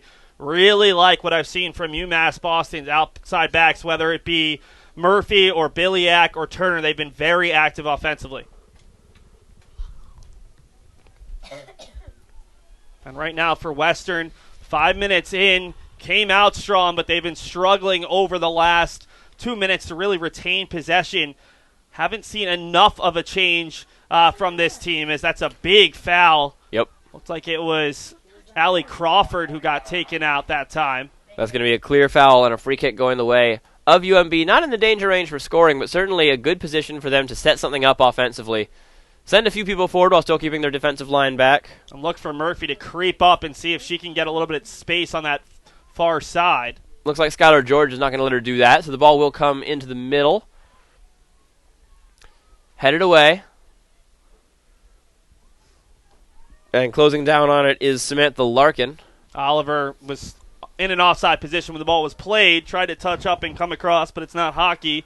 And the referee will keep the offside call against UMass Boston's player. So offsides call will be a free kick at the edge of their own box for Conn.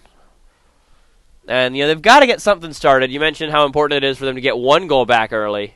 A 1-goal margin always a close game no matter how late the game gets, but 2 goals, significant lead, especially the later we get into this game. At the moment, we still have plenty of time, 39 minutes left to go in the game.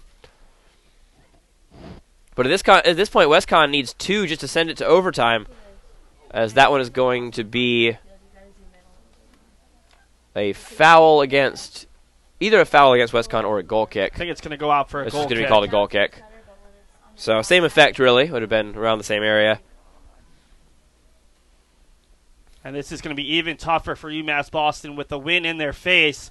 Western putting a lot of bodies forward, almost 7 bodies inside the 30-yard line, trying to get. Here's an opportunity. Turnover. Not quite. Headed back into the box, but headed right back out by Anderson.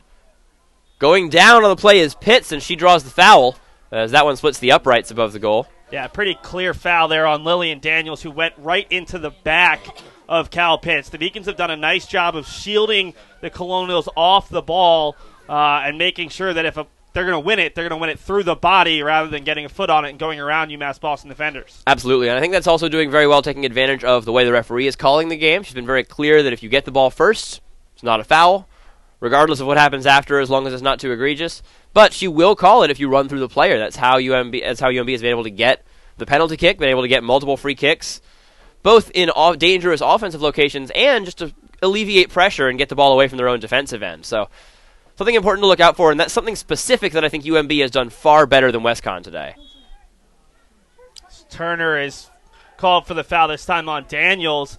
It also looks like Western is going to be a little bit more aggressive pressuring the ball when UMass Boston has it, especially in the defensive half, trying to get the quick turnover and a potential look on target. And that's a bit of a desperation shot right there. No real reason to take that shot. They had plenty of time to set something up. They had 6 players forward, but instead they'll just put it out for a goal kick. Spilios will take it.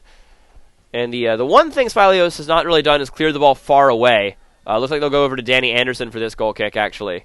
Maybe just trying to get the ball farther up the field. You mentioned kicking into the wind now. Makes things a little more difficult on these, especially when your opponents are trying to attack these goal kicks. Anderson does well to put that one far away and towards the sideline. And that was going to be cleared out of bounds by number 18. That's Lillian Daniels. And the one thing that does is it takes a player... Another foul called right there. It takes a field player away from the ball for UMass Boston. So it's one less player defending, one less player to win it. But it's a little bit of time wasting, and Anderson has a slightly stronger leg than Spilios, and that was a really nice placement of the ball looking for Grace McGettrick's head. McNeil gets tripped up a little bit. No foul called. McGettrick. Collision again. Advantage being played. McGettrick is slow to get up, but the play continues on the far side. Beacon still with possession. This ball will squirt towards the middle, and it'll just roll calmly towards Carly Martin. That was a heavy challenge coming from Jasmine Gray, hip to hip there on McGettrick. I'm not surprised that she was slow to get up. The good thing for the Beacons is she's one of their toughest players, has been playing with several injuries throughout this season and never comes off the field. Now a dangerous ball forward, but Panic not able to get their triple covered. And, you see as soon as Dani Anderson leaves to go attack the ball forwards, all of a sudden 3 other players are on Panic, ensuring that she's not able to win the ball and get any sort of offensive opportunity rolling. So we are now almost 10 minutes into this second half, 35-30 to go in regulation. The score remains 2-0. A couple of good offensive opportunities, but no big shots on goal yet for West Conn. And UMB perfectly content to keep the game the way it is. Going back and forth, both teams getting a few offensive chances, but really having to work to get their goals. Yeah, I think a big thing for UMass Boston is you want to continue to attack, especially with just 10 minutes gone. This Beacons team looked like a handball there for Moshiana Israel, and they'll say play on. This Beacons team can't go into a defensive shell until at least 15, maybe even 10 minutes remaining. That's typically when you really get hurt in a contest, when you take the foot off the pedal, especially because if you do give up a goal or two, then all of a sudden you have to get the offense going in. It's not always the easiest thing to do. Absolutely. I think one of the things to watch out for here is if the Beacons do score again, then they open up the ability to play defensively. If you have a 3-goal lead in the second half, even if there is half an hour to go, then you're able to back up. Because if you give up 1 goal on a bad bounce at some point, you're not really afraid of that with 20 minutes to go, still having a 2-goal lead. As is with the 2-goal lead, they want to keep the ball out of their box as much as possible and not just play defense the entire game. Because the more time they spend on offense, the more time WestConn isn't scoring. Well, and if you're WestConn, it's a tough task. Not only do the Beacons have a goals against average of .61 coming into this contest, but they're coming off back-to-back shutouts, and they've given up just 1 goal in their last 5 games coming into this one, and now 5.5 games. Yeah, it's been a long time since UMB gave up any significant number of goals. They have gone unbeaten in 16 games, and only 2 of those games have seen them allow more than 1 goal. So, certainly this is not a team that you're likely to score on, certainly multiple times, and now they only have 33 minutes to get 2 goals back against this Beacon squad. Cross comes in. That was going to be just wide. Spilios had it covered regardless. The other thing is the 1 goal the Beacons did concede was against Bridgewater State on a play where they stopped playing because they thought it was an offside call, and the Beacons argued they were very aggressive in their arguing that the play should have been whistled dead. So it's not like the Beacons, even the 1 goal they did give up, there's a bit of an asterisk, at least in UMass Boston's mind. And they won that game 4-1. So certainly not under any threat of losing that game either, as now under 33 minutes to go. And now here's a chance for WestConn. But Spilios is going to come off her line and get there before Maya Crows could chase that one down. The ball was a little too far in front of Crows, who did have a ton of space, but was not able to get anything going. That's the right idea, though, from Jasmine Gray. Can you get your offense involved? Well, you know you have the speed. Just a through ball where trying to catch the Beacons backline napping. If Crows has a little bit more speed or the ball's hit with a little bit less pace, maybe she's able to get onto that. Instead, it was an easy play for Spilios. Absolutely. That is definitely the right idea, and I think that if WestConn's able to keep playing offense like that, it becomes a lot scarier. As is, they're trying to sort of match the Beacons and match their play style, but the Beacons are playing their own game and winning very hard at it. As we see another good takeaway by Dani Anderson. And this is so great to see from Anderson. One of the best games I've seen her play. The penalty kick goal, playing great defense against Panic. Out of Jacksonville, Florida, she was complaining about the weather in early October. Can't imagine how cold it is for her today. She's clearly locked that out of her mind and done a spectacular job keeping focus on today's game. As I thought that was going to be a corner kick. It will be, yeah. It got deflected on that cross, so we will get a 3rd corner. The Beacons have had 2 corner kicks today. They have both resulted in goals. The first one resulted in Jalila Ocampo getting fouled. The penalty kick was scored by Dani Anderson. And the second one, the cross from Crawford, came right into the head of Cal Pitts. Pitts was able to get her first goal of the year. Now we get the 3rd one of the day for UMass Boston. We'll see if they can make it 3. Lefty in-swinger from Oliver. Header towards the goal. Still in front, and it's in! 3 for 3 on corner kicks for UMass Boston. And they have a 3-0 lead with just over half an hour left in the final. It's Isa Andrade, the freshman who has been so good for UMass Boston, coming up with the goal. Just found herself in the right spot. I don't know if Cal Pitts touched that, but certainly altered the play a bit. And Oliver, another good delivery for the Beacons on a free kick, and what a goal from the freshman. So Andrade picks up the goal. A spectacular play on yet another corner kick. 3 corner kicks today for UMass Boston. All 3 have resulted in goals. First one a penalty kick, second one immediately, and then this one after a bit of a scramble in front of the net. And Isa Andrade picks up her 5th goal of the season. And a long shot there is going to miss wide. So 31 minutes remaining in regulation. The UMass Boston Beacons are up 3-0 as they look for their 2nd ever championship in the LEC. WestConn has won 4 in a row, has won 11 overall, most successful program in this conference history by far. But today it has been all Beacons. They have scored 3 goals off of 3 corner kicks, and now they just have to play some defense for half an hour.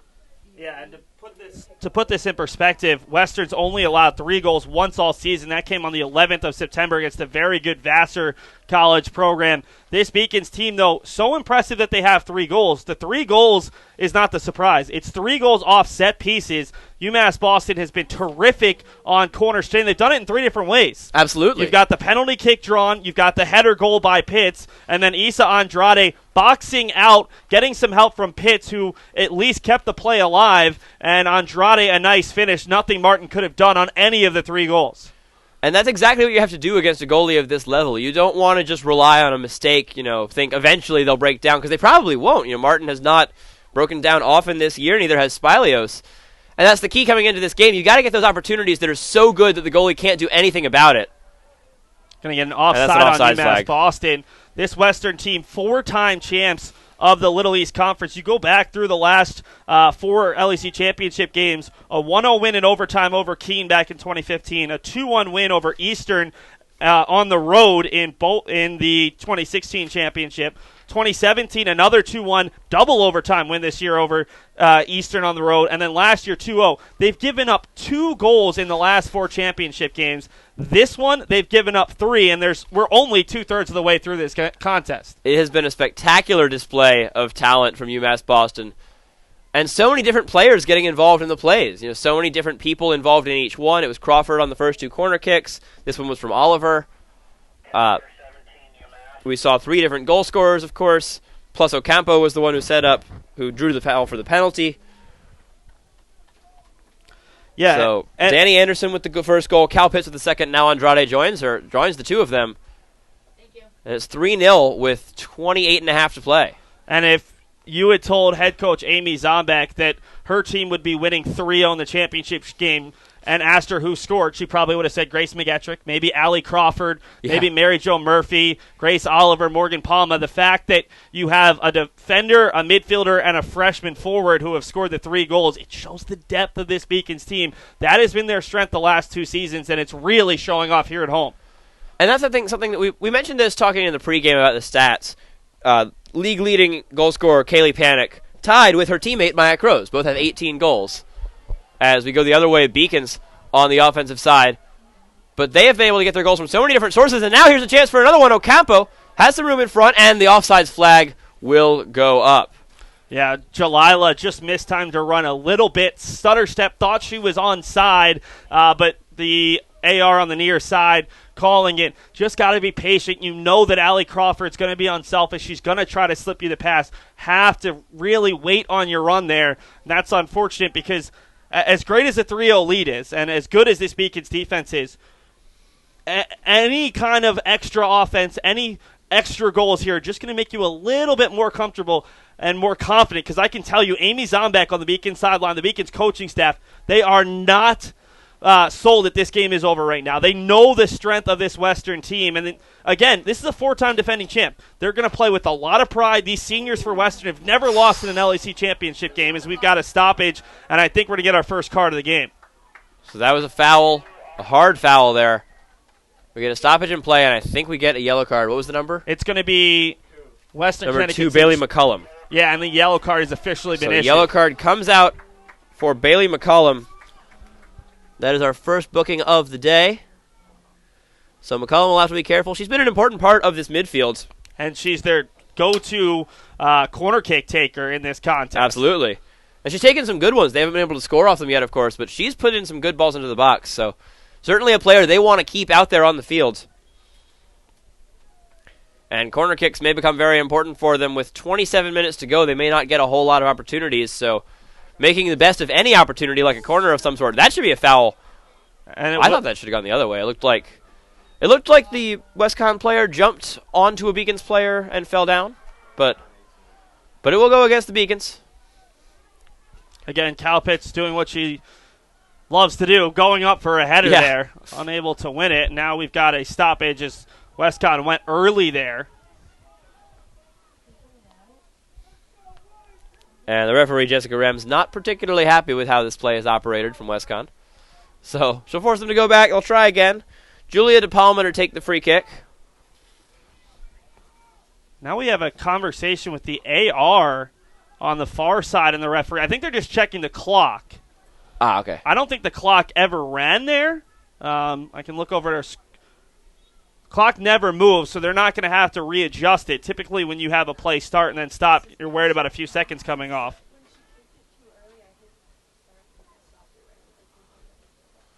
And that one will go out of bounds. Throw in going the way of UMB. Beacons are going to bring on Taylor Biliak for Grace Oliver. And it's going to be Jackie Turner moving forward. So this is a less aggressive move for the Beacons than moving Murphy forward. They move Turner, who's another offensive playmaker, but they keep Murphy on that left side where she has been battling with Panic all day long. And they put Biliak in, who, when she came into the first half, played very well on the defensive side of the ball, was able to make a few key takeaways. And we'll see a goal kick here. And it'll be Anderson to take it again. I think this is a good adjustment because we did see a couple of opportunities come in the first half from Spilios' goal kicks not going far enough. So Anderson, able to drive the ball a bit farther, has taken away a bit of that weakness here in the second half, and that's going to be a collision but no foul as the ball is played by Allie Crawford. Wow, this is a very physical game. Andrade is going to be called for the foul, but she's probably asking, where was the foul when the player ran through my back? Yeah. I think Western has ramped up the physicality, trying to win the balls, and you're going to see a lot of players go forward with the wind behind their back. This is a chance to get a ball into the 6 and maybe look for the head of Jasmine Gray, Oceana Israel, some of those big targets that Western has on their team. 5 players stacked on the line, 2 more coming up to join them, and number 29, Maya Crows, just behind in case of a deflection. All but 3 players forward, 8 players in the box total. Header from Gray will be picked up by Spilios cleanly, and UMass Boston defends very well once again. They did not give Gray enough space to get a clean header on the ball. She's just able to flick it forwards and hope for the best. Spilios all over it. Score remains 3-0 with under 25 to play. Yeah, Western is pushing a few more bodies forward right now. That back 3, maybe back 4. It's difficult to tell if the right back is fully shifted forward or if she's just extended with the ball on that side of the field. But it looks like their defensive midfielders are pushing a little bit further up the field, trying to create a little bit more offense, win the ball back a little bit faster than they've done through the first 60 minutes in this game. And I think it has finally dawned on WestConn that they're not going to be able to win this game just through their 2-star players on offense. You know, they're not going to be able to get the ball to Panic and Crows and have them run wild on the offensive end because the Beacons have just been defending too well, whether it's in a 1v1 situation or stacking 2 or 3 players on Panic at times. But even in 1v1 situations, Panic has not been able to get a clean run through the defense yet in the entire game. Well, I think that speaks to the quality, especially of Anderson and Murphy, who have been the 2 primary defenders on Panic. And not to take anything away from Maya Crows, but she just has not been involved enough in this game as we've got a handball against Jackie Turner. We haven't seen enough touches for Crows to quite see her quality. Yeah, Crows has barely been able to get on the ball. We see her usually as sort of the trailer, the attacking midfielder role. She did have the best chance of the game going off the underside of the bar in the first 10 minutes, but just hasn't had enough touches. But she's usually in that position to, you see her right there standing around the 25-yard line. She's usually the one to be there in case of a deflection back, in case they need to pass the ball back and get a shot from farther out. And then maybe she'll make her run from there, while Panic and Israel are the ones who are more forwards, as that one rolls all the way through the Spilios. But every time the ball has gone forwards, it's been taken away cleanly by one of the defenders, or it's been cleared out and nowhere near Crows. So she really hasn't had a whole lot to do today, and they haven't been able to get her involved like they would like. So they're finally putting more players forwards, putting more different options forwards, because you really want to give yourself as many potential opportunities as you can. But when a team has been so reliant on really 3 players on the offensive end like this team has, it's a tough adjustment for them, and it's a big ask to ask them to score 3 goals in 23 minutes with this kind of adjustment. This is a good goal-scoring opportunity. Absolutely. Anderson coming in a bit too strong, and a free kick from about 30 yards out. They're going to take it short. Here's Crows. Crows takes a long shot just high. Not a terrible idea, but certainly could have made a play inside the box there. I think they've just noticed how well UMB has defended inside the box. I don't like it. But I'm not sure. That seems like a bit of a desperation move at that point. I like the idea because the Beacons didn't have someone man-marking Crows, but your strength is your size in the box. I mean, if you have that many players forward, give yourself a chance because maybe you get a handball there. Maybe you get a deflection. Maybe you get a PK of your own. You're asking a lot of Maya Crows, and she's unable to put the ball on target. That's a real wasted chance. You're not going to get a ton of free kicks right outside the box. And that was exactly how the Beacons scored their first goal. They put the ball in a place where Ocampo could get to it, but wasn't realistically going to score from that far away. She was just going to be able to, at best, make something happen, get the ball farther in, hope for a penalty, hope for a deflection in some way, and they got a penalty kick out of it. Ocampo put herself in the right place at the right time. Her positioning was great in relation to the ball, and she went down hard and was able to draw the foul. So here, West Conn getting a bit better at that and getting these free kicks more often. Yeah. But they're going to have to make something happen on these set pieces for it to matter. It's a bad foul by Kelly McNeil on the free kick. And again, with the wind at their back, you can take maybe 5 yards away from goal because the wind is going to push the ball a little bit further. So every set piece is a little bit closer than you might think. And I think this ball has to get towards that 6 to 10 yards away from goal looking for a header. 7 players stacked on the line. Number 3, Morgan Hartmeyer, is trailing just outside. They will not go short. The ball goes low, and it's cleared away easily by Crawford. Very disappointing free kick for West Conn. And now we're under 21 minutes to go. They've got to make something happen.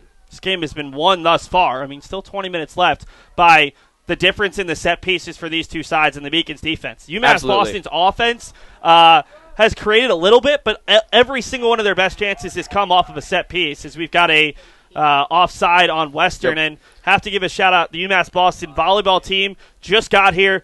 You can actually see across the way, as the camera will pan to the right, you can see the Little East Conference Championship volleyball banner. We'll see the women's soccer one come out at some point this evening with the volleyball team winning earlier today, and now they will look to celebrate with their women's soccer compatriots. And that one will sneak over the end line. We'll see if it's another corner. It's a nice play by Ocampo, who's been so good the last 2 games off the bench to win that corner. And they're 3 for 3 thus far. I don't think the trend will continue, but Ladies and gentlemen, here we go again. If nothing else, this gives UMass Boston a chance to kill a little bit of clock and potentially create another good chance. Here comes the corner. This one goes short. Murphy takes it back. Cross back into the far post. Pitts getting towards it. Andrade just high. They almost had a fourth. Yeah, that short corner worked to perfection. Western got drawn out a little bit too much. There were a lot of bodies there. You had Pitts, McNeil, Andrade, and unfortunately Andrade, the shortest of those players, couldn't quite get up and head it down.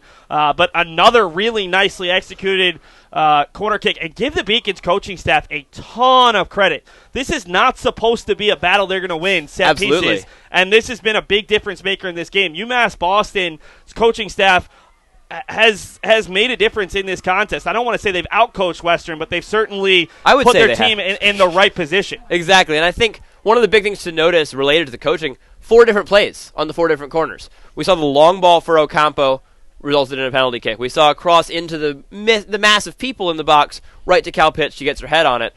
We saw a similar long ball to the first one, but in a different spot. 2 players on the ball instead of 1, and they're able to get traffic around the ball. Ball deflects to Andrade. She puts it in.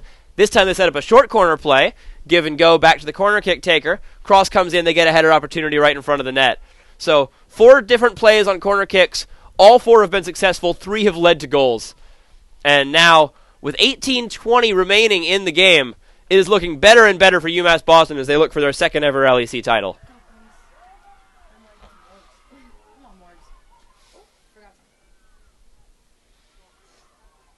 And I like this from UMass Boston, continuing to attack, continuing to waste clock. And here comes a cross. Ocampo's in the box. Great diving stop by Martin. Was not able to catch it, but it was cleared away.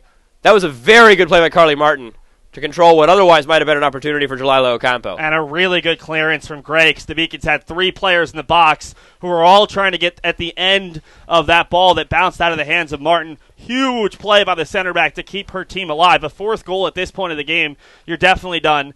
Not that a 3-goal deficit is easy, but 4-goal deficit, yep. You almost might want to start getting the bus ready, because this Western team has not been able to create nearly enough chances here in the second half.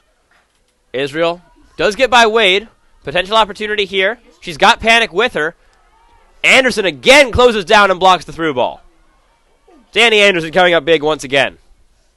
Yeah, that's one of the few times we've seen Israel with the ball, with actually headed towards goal. And I like the idea to shoot from distance there with the Beacons having numbers back. But Anderson took a heavy shot into the back, and right now she's in a little bit of pain, but she has been so good in this contest for UMass Boston, just limiting and kind of taking away what Western depends on, which is Kaylee Panic's ability to kind of make this offense go. Absolutely. So many of their goals come directly through Panic. Of course, Crows tied for the lead in goals, and a few as well for Oceana Israel. They don't really have any other goal scorers on their team. No one else with more than 2 or 3 on the whole season. So definitely UMB has recognized the threats. They have eliminated them one by one in each specific play. They identify who's the biggest threat, who else do we need to cover, can we just close down on the ball without allowing any through balls?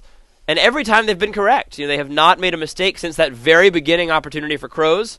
Ball went off the crossbar. Since then, no real good shots. Spilios has been all over everything that has gotten to her, and very few things have even gotten that far. Here's an opportunity for a cross. Cross right from the line, and that was going to be caught by Carly Martin. Yeah, it was over the goal line to begin with, so gives Martin a little bit more breathing room. But what a difference that first chance for Western hitting off the underside of the bar and coming out rather than going in made. Absolutely. Instead of Western taking a 1-0 lead, the Beacons had a chance to breathe and then scoring the 2 set-piece goals in the first half, another one here in the second half. If Western scores there, we might have seen a very different game. Absolutely. And it's tough because if you're Western, you've worked so hard, but they just haven't been able to generate as many chances as they're used to. And once again, we saw an opportunity for Westcon, but Kenya Wade able to run it down. All of the defenders for the UMB side have just been so important and been on the ball every time they need to be. That time it was Kenya Wade outrunning number 29, Crows. Here comes McGettrick. McGettrick just came back on, by the way, a couple minutes ago. As McGettrick gets taken down, looks like a foul on the play. Free kick coming up. Jessica very Renz late call. Was not sure whether she was going to call it on Gray or McGettrick. Yeah. Because both players were certainly doing some pushing and shoving. And with under 15 to go now, UMass Boston's definitely going to do a little bit of effective time wasting. They're not going to rush to take this. They're also going to push less bodies forward, making sure that Westcon, if they do go the other way, has to break down Ocampo's wide open over here. A bigger defense. Ocampo does get the ball in a one-on-one situation. Now the ball goes into the middle. Palma with an opportunity. Here comes McGettrick. Moving out towards the sideline. She'll go towards the corner flag. Gets past the defender. McGettrick with the cross. Tipped by Martin, and it goes in!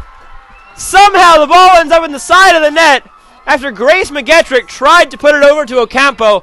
That is 4, and that's got to be the game. Yeah, Morgan Palma will pick up the assist on the goal for McGettrick, and that's a tough one. I don't think Martin could have done much on the first 3 goals. That ball goes right through her hands, just enough pace. I'm sure those fingers are very cold, and that's a tough break for Martin, the sophomore goaltender who's played so well all season.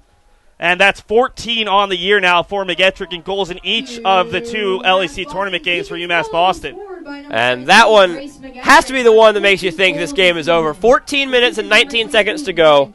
Westcon have only scored 4 goals a handful of times all year, even as dominant as they've been. And now they've got to do it within 14 minutes just to tie the game. So you know they're going to be playing more aggressively. You know they'll be sending bodies forwards. But they can only put so many girls in the box at once without just giving up free goals the other way, as that's going to be a clear foul, I thought. Oh, Jessica Rems, a rare play on. And Rems did not agree with me. And Rems was yelling at one of the Westcon players that, no, there was no foul there, even though it looked, from a Beacon's perspective, as if a Beacon had been fouled. I thought so. Looked like Anderson went down very hard, but regardless, that cross is going to be cleared out by Kenya Wade. The defense stands strong for UMB. Ocampo in the right place at the right time to take this ball away. Their positioning just so good. McGettrick is going to get outrun to the ball by number 11. That is Courtney Ravo. Ravo has actually played very well on the defensive side. And that one is going to be out of bounds off the foot of Murphy. So 13-14 to play on the clock. The score is 4-0. Beacons in the midst of what could be one of their most dominant victories of the year here in the conference championship. I don't think it's close. This is the Beacons, if they finish it, the best victory. That's one of the better looks for Western that goes just wide. Not only has UMass Boston shut down one of the better offenses in the conference, really, I don't think Western has a shot on goal outside of that one header by Jasmine Gray that had no chance of going in. Absolutely. But the way they've done it offensively, the way that they've played in terms of set pieces, this is a very good Western team. I mean, it's not going to show necessarily on the scoreboard how good they've been, but they were tremendous during the regular season. They played a really tough out-of-conference schedule. There's a reason they're 4-time defending champs. Absolutely, with so many of the players who are here right now. And at home or on the road, they've been so consistent. And for the Beacons, not only to win this game, but to win it as decisively as it looks like they could. This is a really strong statement from a Beacons core that is made up of freshmen and sophomores. Absolutely. You talk about this team, 4 straight championships, and you look at the roster and the good players on this roster. Other than Maya Crows, who's a freshman, everyone who's there has been here for a couple of years now. The keeper Martin is a sophomore, but Panic is a sophomore as well. Everyone's been here at least 1 year. Israel a junior, Bailey McCollum a senior, very important part of their midfield. As the clock will stop for an injury here. And I think Cal Pitts is going to get a stern talking to, if not a little bit more. And it looks like Pitts, that will be a yellow card for Cal Pitts. Yeah, just getting underneath the Western player who's still down. Did we see who that was who went down? No, we're not quite sure, but they'll stop the clock, and it was number 18 for Western, Lillian Daniels, who's been involved in a couple of battles with Cal Pitts. I don't think that was meant to be dangerous in any way. Just the fact that Pitts is going up for the header and Daniels gets upended. This is a decent set piece. And right now for Western, obviously, they're not giving up on this game. You're down by 4 goals, but you have to take advantage of this set piece. Absolutely. 11:42 on the clock, and you got to think that this free kick has to result in a goal for WestConn to have any shot. It's going to be so difficult for them to get back into this game. It already seems nearly impossible. We're hoping all the best for Lillian Daniels, who is still down on the field. So, and it does look medical like staff out there attending to her. Hopefully she will be all right as UMB's players will jog over to the sideline. The clock is stopped with 11:42 remaining. And Western's going to make a goalie change. I'm not sure if it's Alexis Lanesbury or Natalia Redmond after that last goal where Carly Martin couldn't get it through her hands. Maybe just giving her one last chance to be to walk off and be cheered by her team's fans, because she's had a tremendous season, a likely shoe-in for all conference. She and Spilio certainly the best 2 goalies statistically this season, but maybe just give her a little bit of a rest, give another keeper a chance. Obviously, Lanesbury, a junior. We'd expect it to be Lanesbury. She has come in for them this season on the rare occasion that Martin has come out, but we'll see. Lillian is up and walking, so Daniels will walk off the field. She seems to be all right. Certainly not going to continue to play in the game, so we'll see who comes in for her. Can't quite see the number on the far sideline. We'll get that for you in just a moment. Yeah, this is a tough spot. The good news is Daniels is walking off. So good to see her able to walk off the field. Substitute coming in. Can't quite tell yet. It's going to be number 9. That is Nicolette Stocks, the sophomore defender. And it looked like they had another substitute waiting to check on as well. Not quite sure who the player is over on the... I think we heard 27. That would be Araceli Vidal. Yeah, and it does look like it's a player in the 20s. As we're going to wait, see whether our referee, Jessica Rems, will allow the subs to come in now, or if she's going to wait till after the free kick. And it looks like it's going to be Crows, who hasn't, since hitting the crossbar, hasn't been able to put a shot on target. I'm thinking that this is probably, even from this distance, is more likely a shot on target than necessarily looking for a teammate, although they do have a lot of players in the box. I agree. I think the shot is the best play here. Hope for a deflection or something. Get Crows involved, give her a chance, and she takes the shot, and it is a little too close to Spilios. At this point, I don't think it's a bad idea. You've got one of your best shooters there. Clearly comfortable shooting from distance. She's gone for it a couple of times. Gets a free kick, gets a good look at it, but just not able to make anything happen. And now, clock running again, under 11 and a half to play. WestConn definitely looking to be out of it at this point. Crawford able to control the ball for a while, run some time off the clock, keeps the ball in play and plays that one forwards before it'll be taken back by Gray and pushed out of bounds for a Beacons throw-in. Yeah, for WestConn, just their second shot on goal of the contest. 5 for the game versus the Beacons 12. And while in the first half the Beacons had a lot of shots, but most of them were from distance, in the second half their shot quality has been a lot better, getting some better looks in tight. And now they're able to control the ball for a bit longer. Gray will clear that one away. You mentioned Gray has been very solid defensively in terms of being able to get the ball out of pressure, get the ball out of bad situations, but she has not been able to push the ball up the field at her teammates, start plays off from the back line. she's been forced to just clear the ball out of bounds repeatedly. She's been under so much pressure from this UMB offense, even when there's only a couple of players forward. And that's one of the key differences in this game is when Dani Anderson's been able to take the ball away, Kenya Wade been able to take the ball away. They have found their teammates in the midfield and been able to start plays from there. And that also comes down to the difference in styles. UMass Boston, a team very based on their passing on the offensive side. WestConn certainly looks for those through balls. They look to use the speed of Kaylee Panic, the shot ability of Maya Crows. And they're really just unable to do that so far as this ball goes out to Ocampo. And 3 players coming up the sideline on the right side here. McNeil in for Ocampo, going to be taken away. Ocampo still pressuring as Mauricia Slowick is into the game. Slowick not able to get and contain the ball. Andrade back out there. Has a friend going forwards, and the flag goes up. Oh, that one was close. That one looked onsides from here. We do not have the best angle on it, though. It was certainly very close one way or the other. And we are inside of 10 minutes to go in this LEC championship game. WestConn need 4 goals in 9.5 minutes just to send this one to OT. Beacons look to be minutes away from the LEC championship. Yeah, it's just been a tough afternoon for Western, and the difference has been the set pieces. UMass Boston, goals on each of their first 3 corner kicks, good looks on every corner kick. Western hasn't had enough set pieces and haven't been able to do much with any of them. The Beacons also have done a tremendous job locking down Kaylee Panic, which is kind of the key to stopping this Western offense. And now an opportunity for Turner. Good defensive play by Jasmine Gray, and that one will go over the line, but it might be a corner kick. It is, and I think Jackie Turner took it will be a corner. A bit of a cleat, definitely a hard leg to that right leg, and hopefully she's okay. She is not walking very well right now. She might need to come off the field. Yeah, I mean, certainly with this much time left, you want to get her off.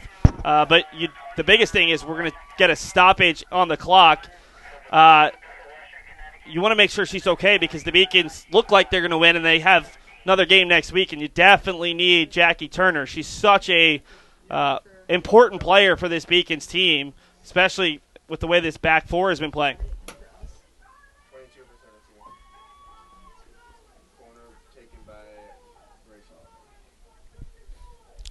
Taylor Biliak's UMass Boston corner kick taken by number 2, Grace Oliver. So here comes a corner kick number 5 on the day. First 3 led to goals. 4th one almost did as well. We're going to take a moment to reset the clock. Going to be reset to 8:30, where it was when the clock was initially whistled dead. But when we resume, it'll be on a corner kick. Corner kick number 5. They've got 3 goals off of it, almost a 4th. 4th one came on a cross as well. Of course, the 4th one a bit of a fluke play. Ball slipping into the hands of a keeper on a cross, but here we go. Corner comes in. Header just missed. Once again, a very, very good corner kick from the Beacons. Yeah, it was Grace Oliver finding McNeil on the near side of the box, and she misses by about 1.5 feet. I mean, that's another new look for UMass Boston. Talk about showing different looks on corner kicks going to the near post. That's a great look. McNeil, unfortunately, sending it just wide, but she was unmarked. I mean, right now, this Beacons team, they sense blood in the water, and I think Western is just a little bit defeated at this point because you have to have a body. McNeil is clearly one of the Beacons' bigger players, one of their players more likely to head on the ball, and there was no one even close to her. And now the clock under 8 minutes to go. We get a throw in for WestConn, see if they're able to make something happen off of this. Israel, well covered. Ball poked loose by Murphy. And Murphy will clear it up the sideline. Ball stays in play. Beacons take possession, and this one will be cleared once again all the way to Jasmine Gray. This one poked out wide. Ocampo trying to keep it in bounds. Does keep it. Puts it through the legs of Shea McGee. And now here comes Palma. Palma working one-on-one with Gray. And a good defensive play by Gray. Not allowing Palma to get to the corner flag and waste some time. But at this point, 7 minutes to go. WestConn needs to get the ball back. Yeah, and this Beacons team, they're going to continue to attack, but they're going to keep it wide, not allowing the quick counter. As Western has so many players pinched back at this point. they're just kind of forced into desperation clearances, and the Beacons have numbers in the midfield. Ocampo gets there for the ball again. Ball spins away from her. It'll be taken away by Westcon, but Ocampo's right there to put the pressure on, and they're not able to get any sort of play started. Ball will go out of bounds. Throw in will be taken by Biliak. Biliak throws it in to McNeil. McNeil, well played, finds Oliver on the far side. Oliver goes down. Looks to be all right. She'll get back up. 6:15 remaining in this game.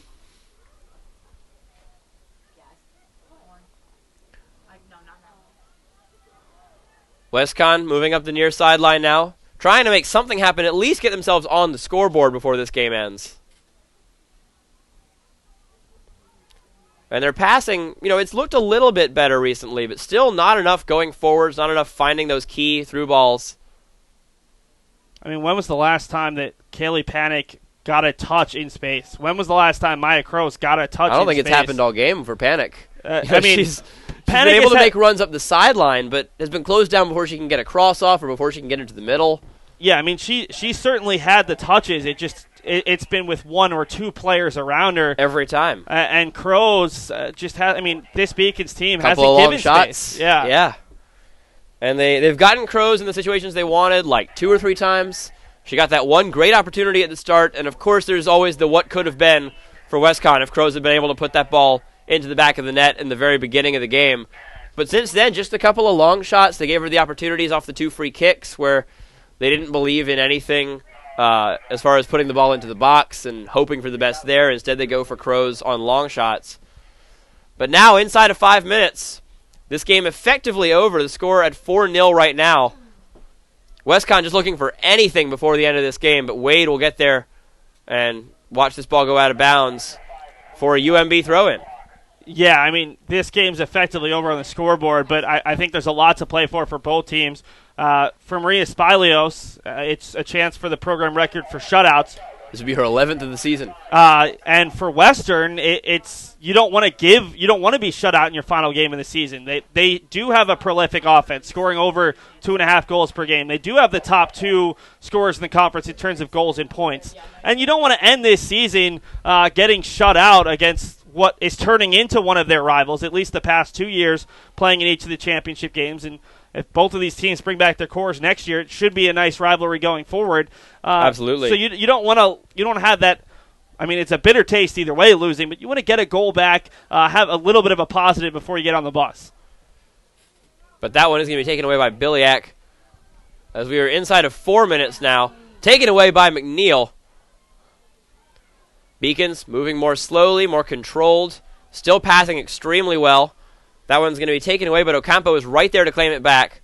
Palma to the far side, gets taken down hard. Advantage will be played. How was it? Aggressive Absolutely. Challenge by Gray.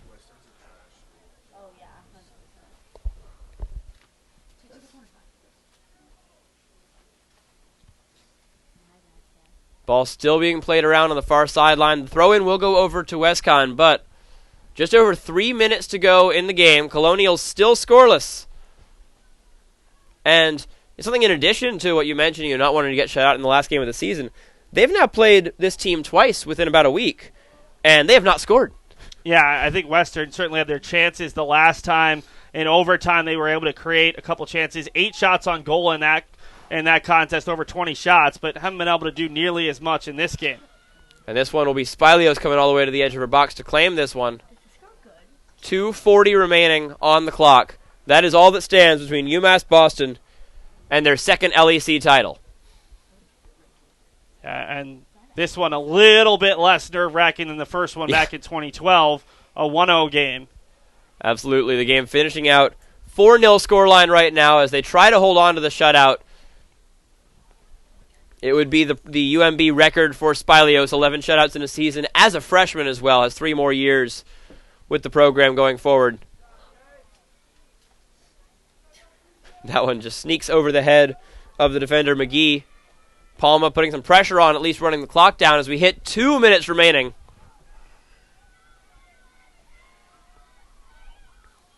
Just love the defensive effort we've seen from UMass Boston. every player on that back line has made an impact, and McNeil and Pitts, the two main midfielders who protect the back four, have done a really, really nice job. Allie Crawford has moved the ball well, connecting with the midfielders. This has been, in my opinion, the best defensive performance we've seen from UMass Boston, not just this year, but probably within the last 2 seasons. It has been truly spectacular, and from so many different players. We focused on the ability of Anderson and Murphy shutting down Panic. Kenya Wade has been so spectacular in the middle. Taylor Biliak has also been very good coming off the bench in both halves. She's done a good job keeping the ball out of danger every time she gets the opportunity. And even the midfielders and forwards coming back on set pieces, making sure that WestConn gets absolutely nothing out of these set pieces. They've had free kicks, they've had corners, and they haven't had any real chances off of them whatsoever. Every corner or free kick has been well defended. The ball has been safely put into the hands of Spilios, or it's just been cleared out with no particular danger towards the sidelines. We are inside of a minute to go, and at this point, everyone knows who's going to win the game. UMB just playing around with the ball, trying to hold on to the ball, maintain possession.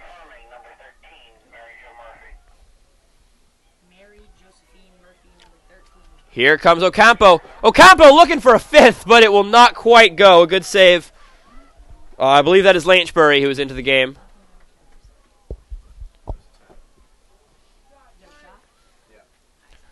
And now 21 seconds on the clock. Maybe one last chance for Western Connecticut State to get on the board, but Kenya Wade will clear it out towards the midfield. 10. We are under 10. Here is potentially the last shot of the game.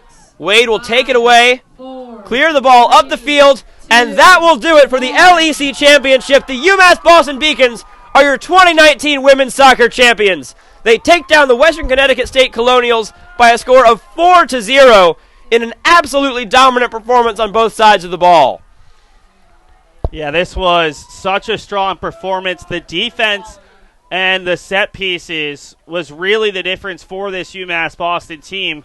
4 goals, it sounds like it was an offensive explosion. It really wasn't. Yeah, it was a strongly defensive game all around. We saw the goals almost all came from corner kicks. We saw the first goal, of course, the penalty kick, Ocampo drawing the penalty in the box. Dani Anderson converts it. We see another corner kick, Cal Pitts able to score right off the corner. Ball still in the air. Pitts able to get her head on it. We get into the second half. A third corner kick and a third goal. This one, ball ricochets off a couple of defenders in front. It's Isa Andrade who's able to get onto the top of the ball. And then late in the game, Grace McGettrick able to make a good run up the left sideline. Put the ball into the box in a dangerous spot. Martin wasn't able to handle it. The ball sneaks into the goal. So their leading goal scorer able to get one more at the end, but also 3 unlikely goal scorers before that doing an extremely good job. Dani Anderson had a spectacular game all around. Played defense so well. Her and Mary Jo Murphy shutting down Kaylee Panic. And Anderson, of course, with the goal on the penalty kick as well.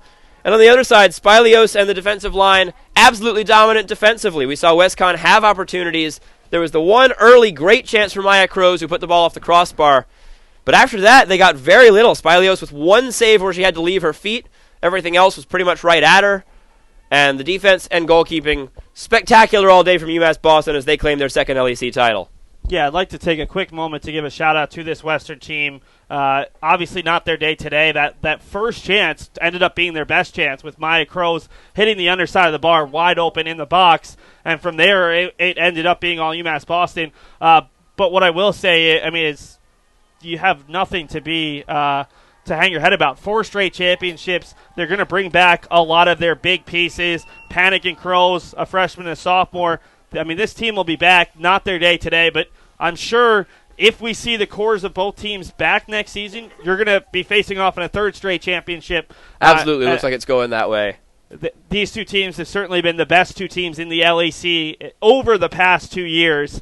And it'll be interesting to see how they go forward. But for UMass Boston, such a strong performance as the Beacons do it. And it wasn't necessarily, it wasn't Allie Crawford had an assist. Grace McGettrick had the 4th goal, but it wasn't the usual suspects coming up with the big goals. Cal Pitts, her first goal of the season. Dani Anderson stepping up. First PK of the year for the Beacons, calmly hitting it. Isa Andrade, one of the smallest players on the team, scoring off a corner kick. Yeah. That's not what you expect. It was not in ways that you expect. They were creative. They found their chances when they could, and they did it with all-around talent all over the team.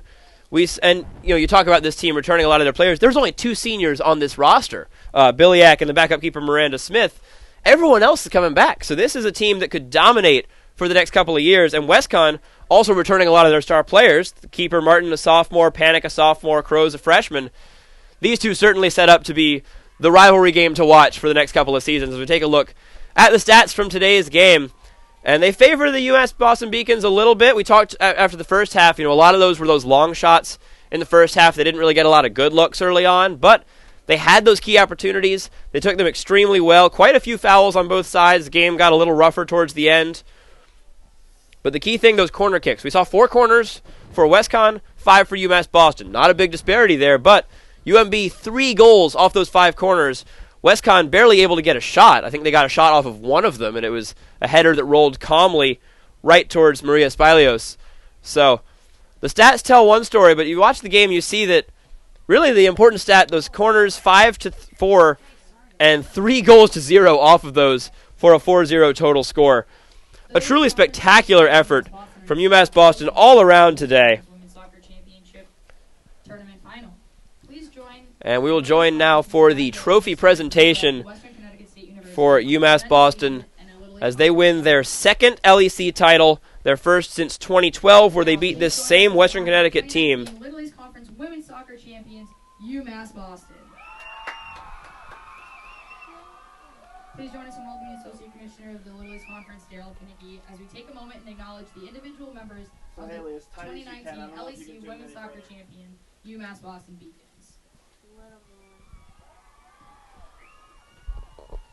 And at this point, we'll see every single member of this UMass Boston team.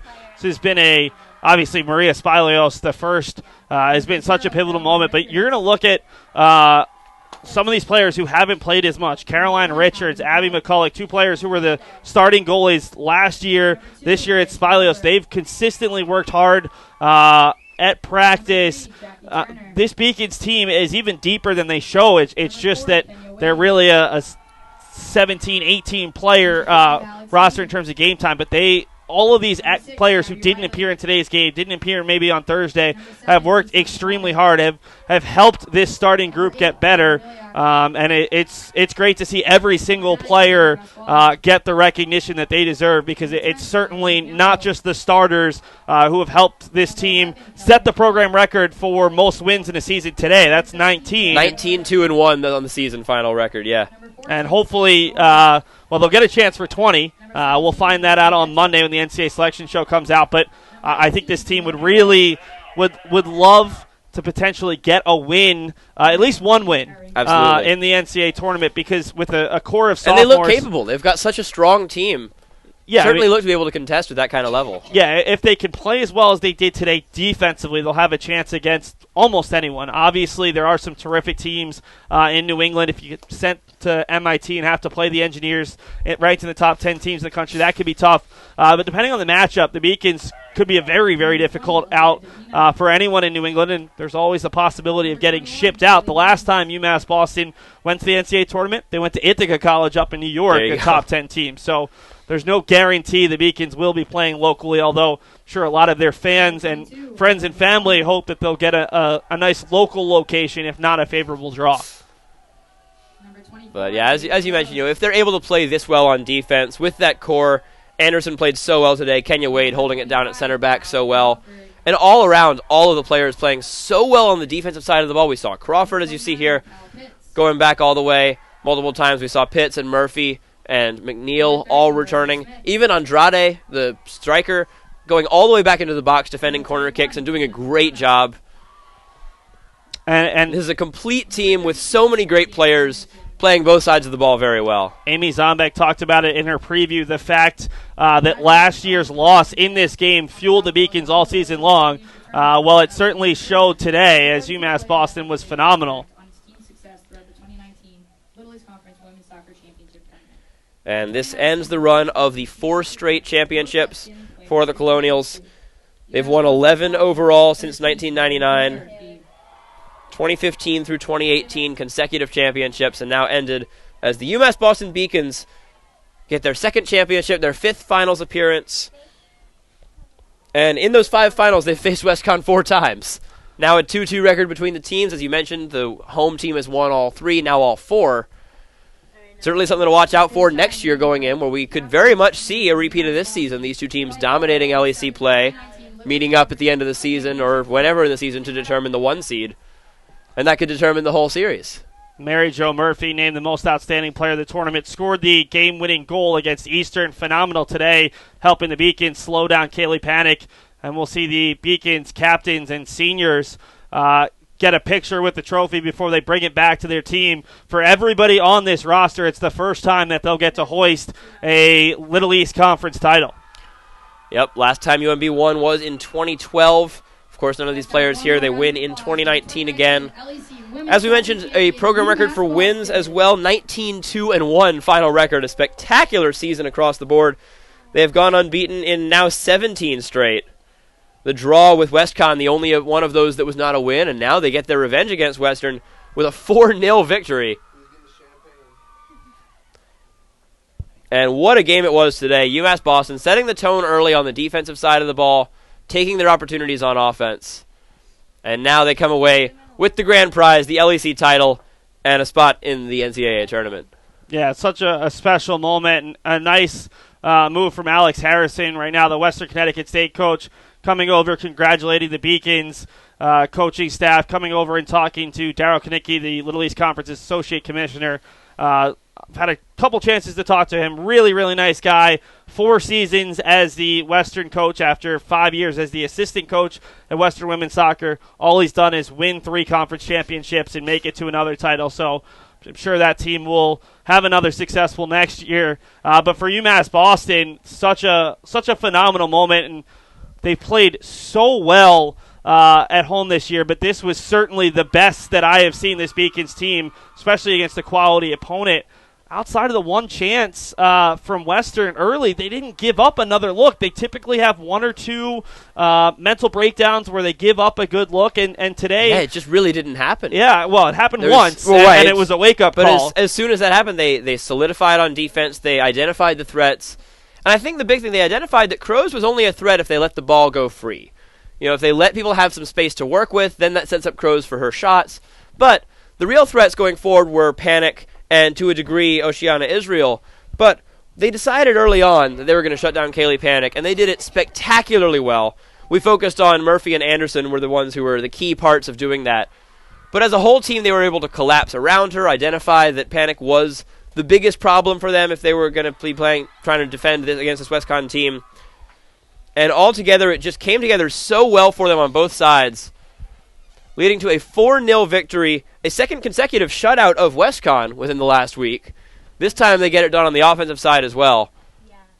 And right now we're just waiting to see if Amy Zombek and Mary Jo Murphy will come up to us, or if we're going to talk to them after the game down on field level, as we would like to hear from the Beacons coach and from the tournament most outstanding player. But a very excited group of young ladies out there after they accomplished what they wanted. I mean, the volleyball team's motto all season long has been November 9th. That's the day that we're playing for. Well, this women's soccer team said one step further, at least one step further. We made it to the championship last year. Can we go further? And it looks like we're not going to have them for you on the webcast. We'll have them for you on YouTube later tonight, as the Beacons are very focused on celebrating with their friends and family, which we totally understand. Understandable, yeah. As this has been a phenomenal showing from this group. Yeah, congratulations one more time to the UMass Boston Beacons. See, Amy Zombek had a lot of family out, as she always does for these games. In her 15th season, has worked really, really hard. Take a quick look. NCAA selection show, that'll be on Monday at 1 p.m. on NCAA.com. So Beacons fans and fans of the Little East Conference, you'll see where the Beacons will go and their first-round matchup. Beacons will likely play either Friday or Saturday as they head to a 4-team pod and hope that they can come away with a strong result in this first NCAA tournament appearance since 2012. And they look to be in spectacular form heading in. You mentioned this is maybe their best game of the year all around, how well they played today on both sides of the ball, especially defensively. Definitely going to be able to compete with anyone if they can play so well. They finish up with a 4-0 victory today, and that will do it for our broadcast. Thank you all so much for tuning in to what was a spectacular championship game for the UMass Boston Beacons. For our whole broadcast crew here on the Beacons Network, for Seth Orensky, my name is Olin Hayes, and we will see you guys next time. Thank you for tuning in. It's been a great season.